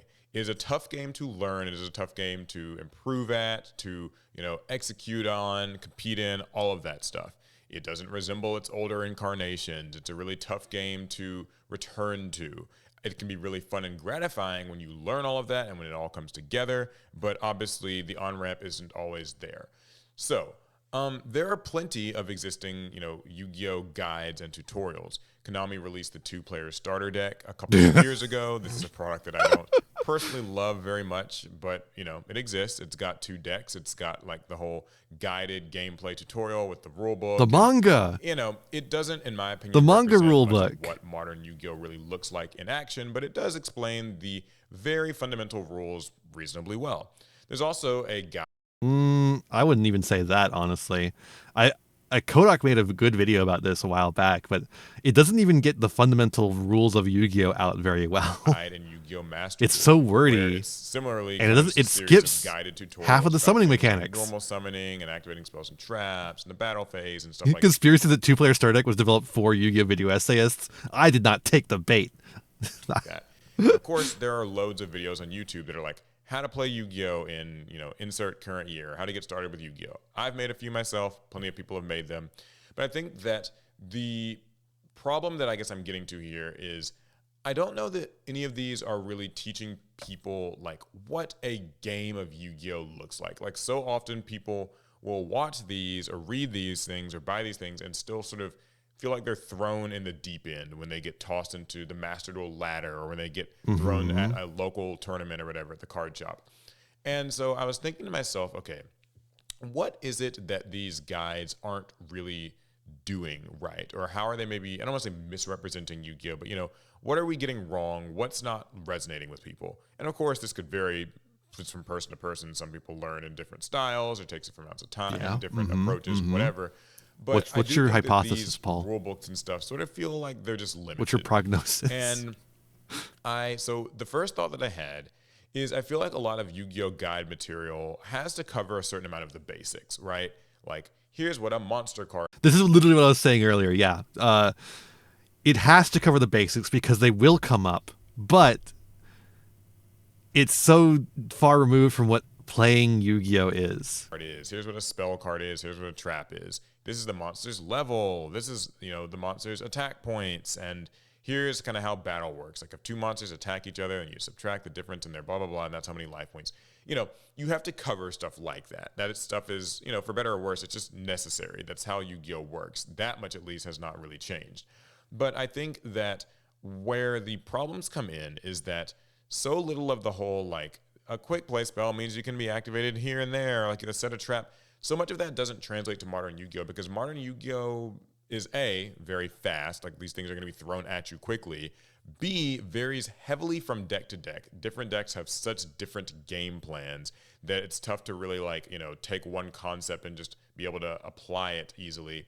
And then and that is another issue is that like playing Yu-Gi-Oh requires an understanding of the deck your opponent is playing. Like to play Yu-Gi-Oh effectively requires a bit of an understanding of the deck your opponent is on.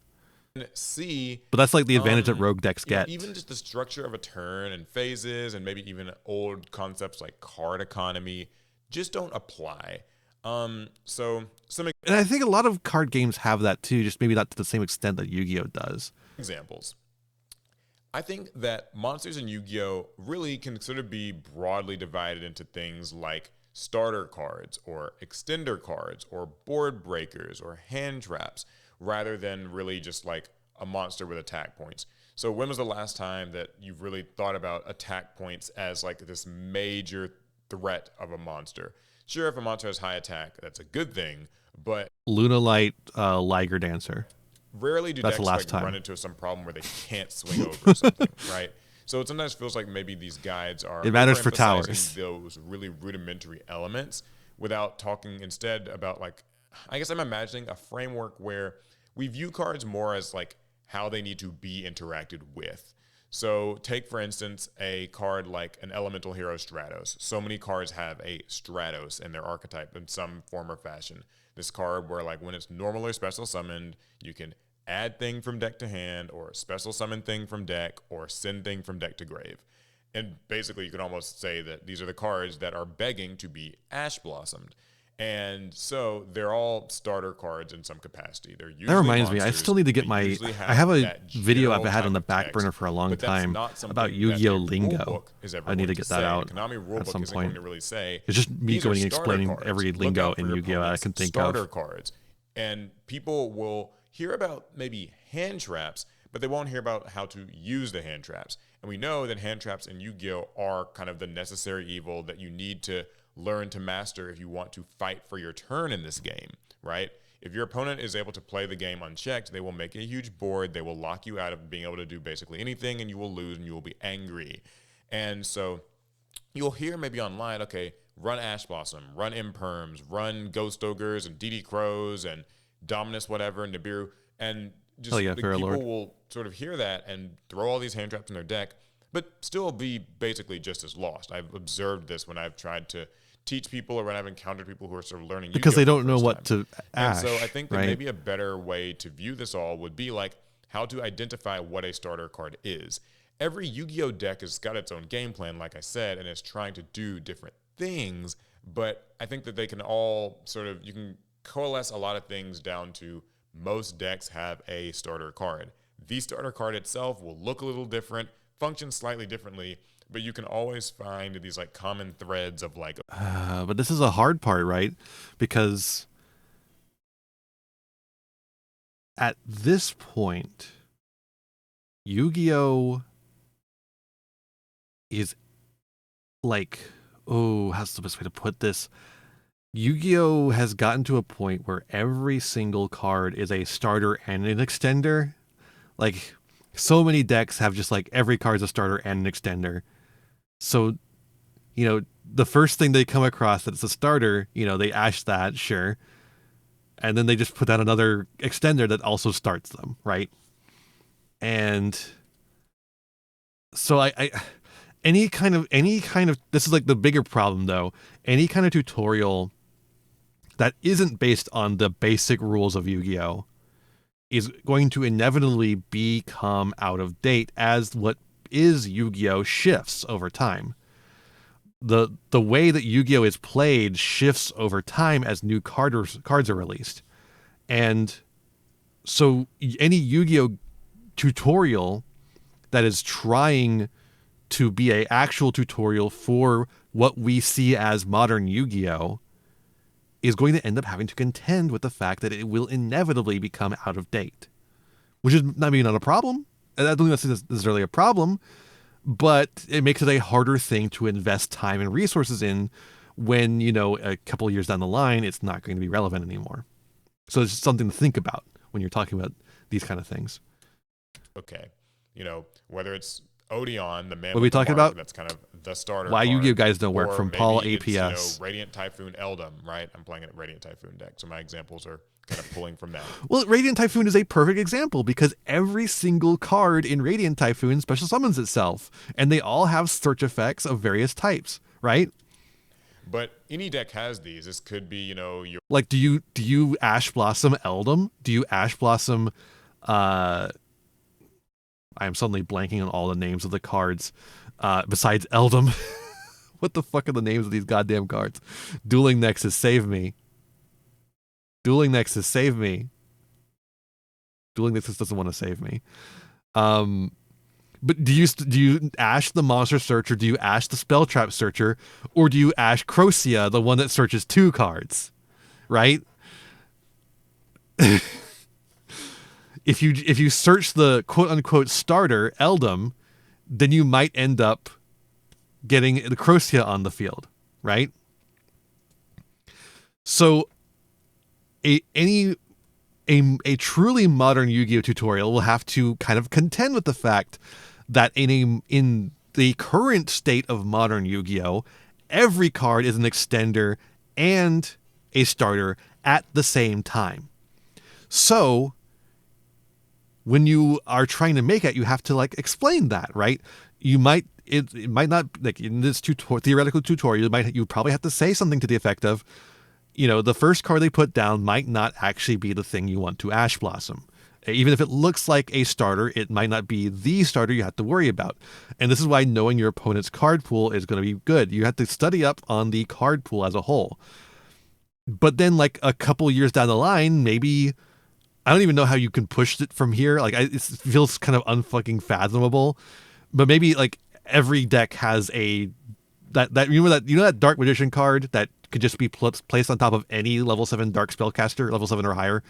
I think it's level 6 or higher, actually, isn't it? Dark Spellcaster. Every card just has a fusion monster you can just make on top of something, or every archetype, has a card you can just make on top of something, and every deck has a card you can make with cards in the graveyard, like the Phantom of Yubel. And so now we have to be like, well, no, the starter is actually going to be in the extra deck. You have to wait for the extra deck to bring that out, and then... Or maybe that's an end board piece now. It's like, oh, well, you have to wait for this. You know, things so change so fast in Yu-Gi-Oh!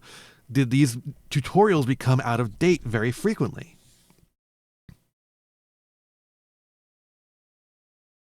Yeah, the new Legendary decks is a really good example. Yeah, because like one of those decks plays like a modern deck. Sky Striker is a good deck. It does not play like a modern deck exactly. And then there's the X-Saber stuff, which, you know, 283 ain't bad. This could be your Cupsy Yummy. This could be, it's like okay cases, in Genesis format, I guess, or something like that. And so I think that players should maybe be taught to recognize those qualities in cards, because I think Paul is on to something here, but not quite on it as much as I would like him to be, which is that encouraging behaviors rather than teaching specifics about the game is more what you want. You want people to, I think the best way to get people thinking about the right way about Yu-Gi-Oh!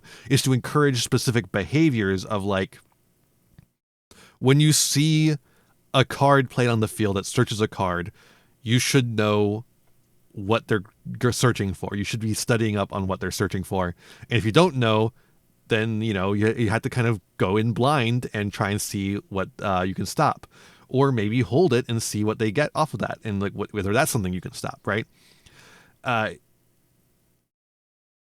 But I think that's a harder sell than just like a tutorial that tells you how to play, right? Whether you know what your opponent's deck is doing entirely or not, it is still helpful to be able to identify, okay, that's probably the starter card, so that's what I should probably be ashing or imperming or veiloring or whatever when it pops up, right? Okay. Next, there's like things like extenders. There's things like board breakers. Of course, I've already sort of talked about hand traps. It would be really good, I think, for people to learn Yu-Gi-Oh! In those terms, because that's what you're really actually up against when you play modern Yu-Gi-Oh! When you play modern Yu-Gi-Oh!, you're not really like, you pick up a card and you look at its attack points or its level, but those things, so rarely do they feel important, right? What really feels important is like, do I need to negate this or not? Do I need to interact with this or not? Should I allow this monster to resolve its effect or not? And because there are so many decks, you can't truly know, like some degree of Yu-Gi-Oh! Is just getting out there and like losing. Yeah, it's just getting out there and playing and like figuring out what you need to negate. Into a lot of decks and Master Duel Ladder. Or, figuring out where the choke points are. Getting stomped. But I think that it would help for it's studying. To approach I hate to agree with Trish on anything. Like, not Trish, Triff. Sorry, not Trish. Triff. I hate to agree with Triff on anything, but you do have to study a little bit to play Yu-Gi-Oh! At a competitive level. Like, sort of sometimes guides will focus on the idea of card economy. And I think that in modern Yu-Gi-Oh, card economy has kind of gotten thrown out of whack. It's not to say that it doesn't matter per se, but it's more like one card is 5 cards. So card economy used to be, if I use Smash and Ground on your monster, that's a 1-for-1 trade. If I use Mystical Space Typhoon on your spell trap, that's probably a 1-for-1 trade. But if you're somehow able to chain your spell trap, like say it's a Jar of Greed or whatever, then you can turn that interaction into a +1. Or Pot of Greed is just a natural +1 or whatever. And so like people will sometimes, if you've played a lot of older Yu-Gi-Oh players, they'll view trades in terms of like card economy. If you can trade 1 card for 2, that's really good. If you can trade 1 for 1, that's pretty good. If you're going neg 1, that's pretty bad. But in Yu-Gi-Oh, like modern Yu-Gi-Oh today, a lot of that has, like I said, it's gone out the window. So when you ash a card or imperm a card, When you when you Dimension Shifter, you go -1. Everyone should stop playing Dimension Shifter, because when you Dimension Shifter, you go -1. or have to use Effect Veiler or some hand trap to interact with a card, it's usually going to be a neg 1. A lot of these like neg 1 hand traps though are necessary. You do No, Ash Blossom and Imperm are 1-for-1 trades, because they prevent the effect from resolving and getting like the search. Maybe not Imperm, but Ash Blossom is a 1-for-1. But you might just have to ash it. And so you have to almost view hand traps as these things that are necessary -1s in card economy, because you still need them to fight for your turn and get the ability to play your turn out, and not just I guess have in your opponent absolute combo off cards on whenever they field want. in hand, So it's really a you're using hand -1, traps as I defensive guess. tools against like your opponent's push, not so much like with the expectation that each individual hand trap will just totally pay for itself. The way that hand traps pay for themselves is in the broader aspect of like slowing what your But like opponent that's such a does limited and, way of you know, looking at it. limiting the board that they can build so that you get a realistic chance of being able to play again when the turn comes back to you. Now, that isn't to say that card economy can't still sort of be a factor, right? Like, I think it always feels juicier to Ash on a Signet Mining than it does to maybe Ash Blossom a just This is why I don't play Snake Rain. Snake Rain's the juiciest Ash Blossom target of all fucking some time. monster that got normal summoned. So it's still there, but like the concept overall, I think, would be like. That's why I I've would always tell been a people- Snake Rain hater. Or maybe just not mention the idea of card economy in the same way at all, because it just doesn't feel like it's like that's something that just hasn't translated so well. And then similarly, card advantage can kind of explode out of a single card. So we always talk about 1-card combos in Yu-Gi-Oh! And like bridge cards and stuff, where basically, you know, if a single card can make a board, right? Like normal summoning Snake Eye Ash was always the. Yeah, okay, this is actually a really good point he's getting into. I'll let him finish in a second, but I want to talk about this. It is actually, how the fuck do you explain to a person getting into Yu-Gi-Oh! That Moon of the Closed Heaven? How do you explain to them that this card is banned? Right? When they're just first getting into the game, you're like, yeah, this Link 2 monster that doesn't do jack shit is banned.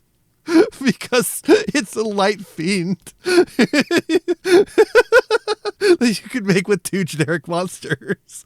That's all it is. The effect does not matter at all. Like, age-old example, but there are a lot of cards today that function in a very similar manner. You know, Mitsurugi cards, Yummy cards, a K9 card. Like a whole board can be made off of just one card that like summons itself, searches a spell trap. That spell trap searches another thing. The thing summons and blah blah blah. Right?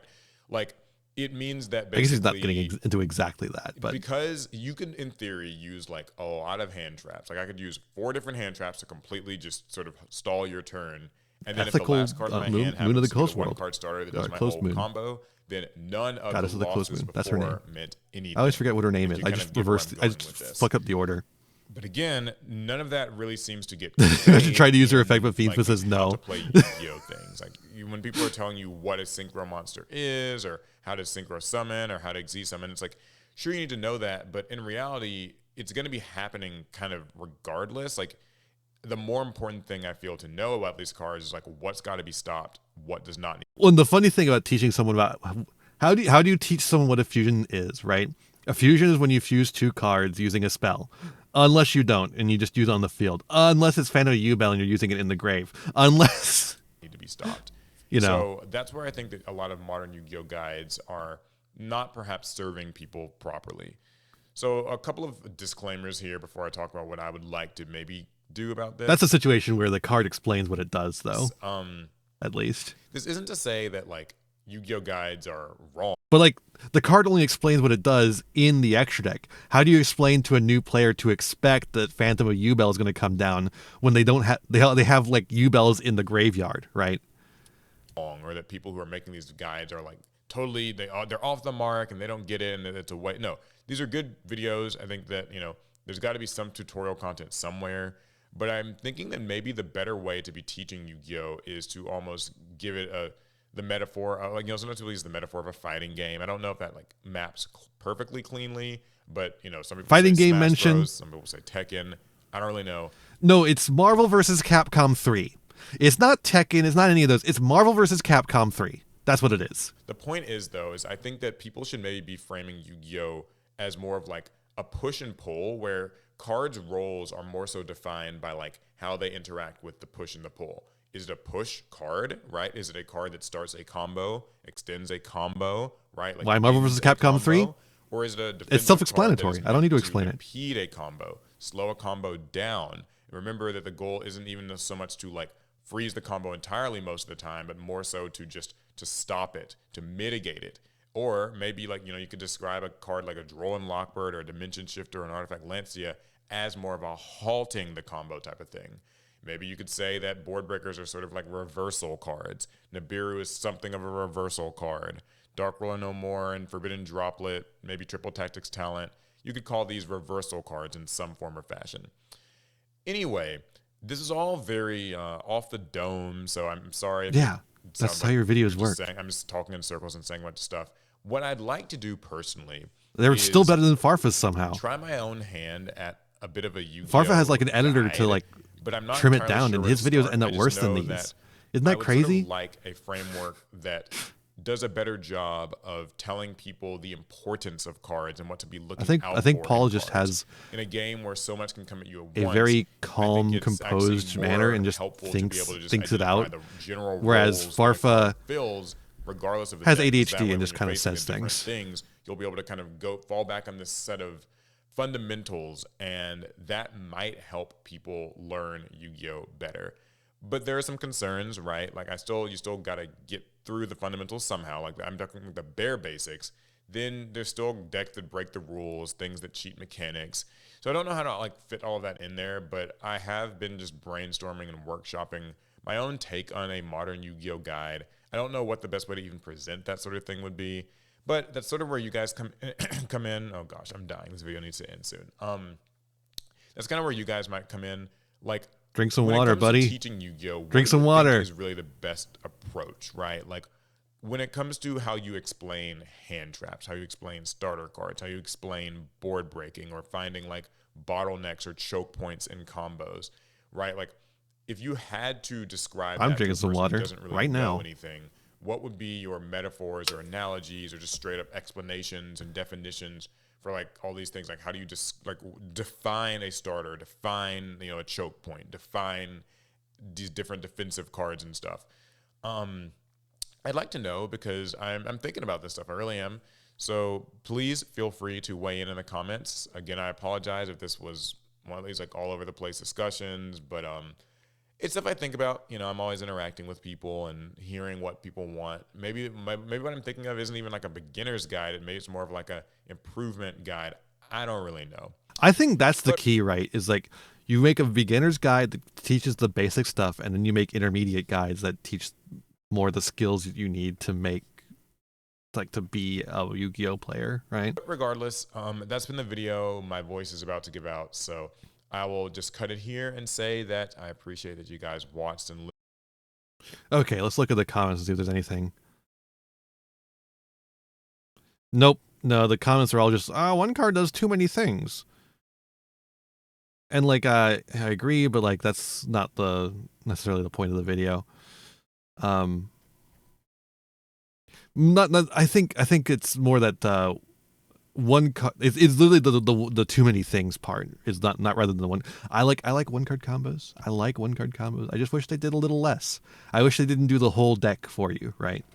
I wish I liked old engine piles, right? I like the old school engine piles where you're combining the piles together because otherwise they don't make a coherent deck. If you had a duck, what would you name that duck? Farfetched. All right. I think I am done here. We're going to call it and send you over somewhere else. They'll take care of you for a while.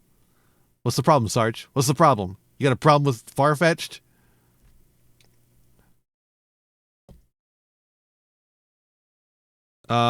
Exclamation point socials will get you my website where you can find everywhere that I'm at.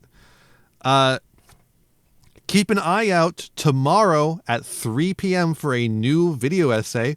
You're going to love it. And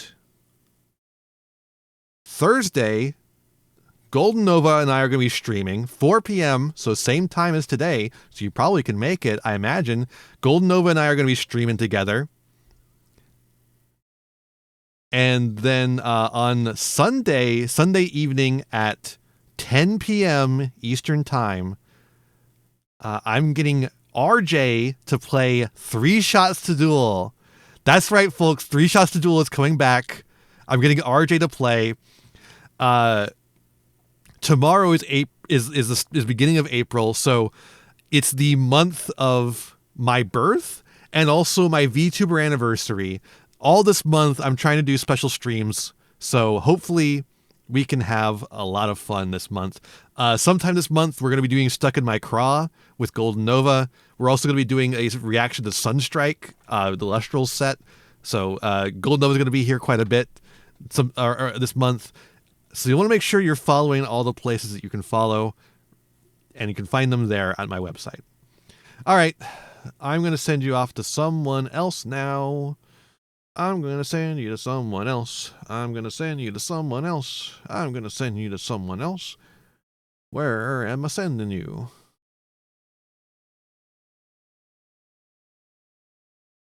Ba-ba-da. Ba-ba-da-ba-ba. Ba-ba-da-ba-ba-bum. You're an April Fool? No, I was born on the 23rd. But we're celebrating the whole month because my VTuber anniversary is in there somewhere too. I don't actually remember the exact day on that. I'll have to check.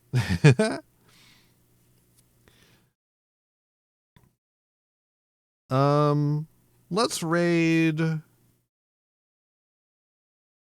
Project Lilum. Yeah, we'll do that. All right. Thanks so much for joining. I hope you enjoyed. When you get over there, be kind and courteous, as I'll ask of you. With that said, be kind to yourselves, be kind to others, and have a wonderful rest of your day. Bye, everyone. Bye.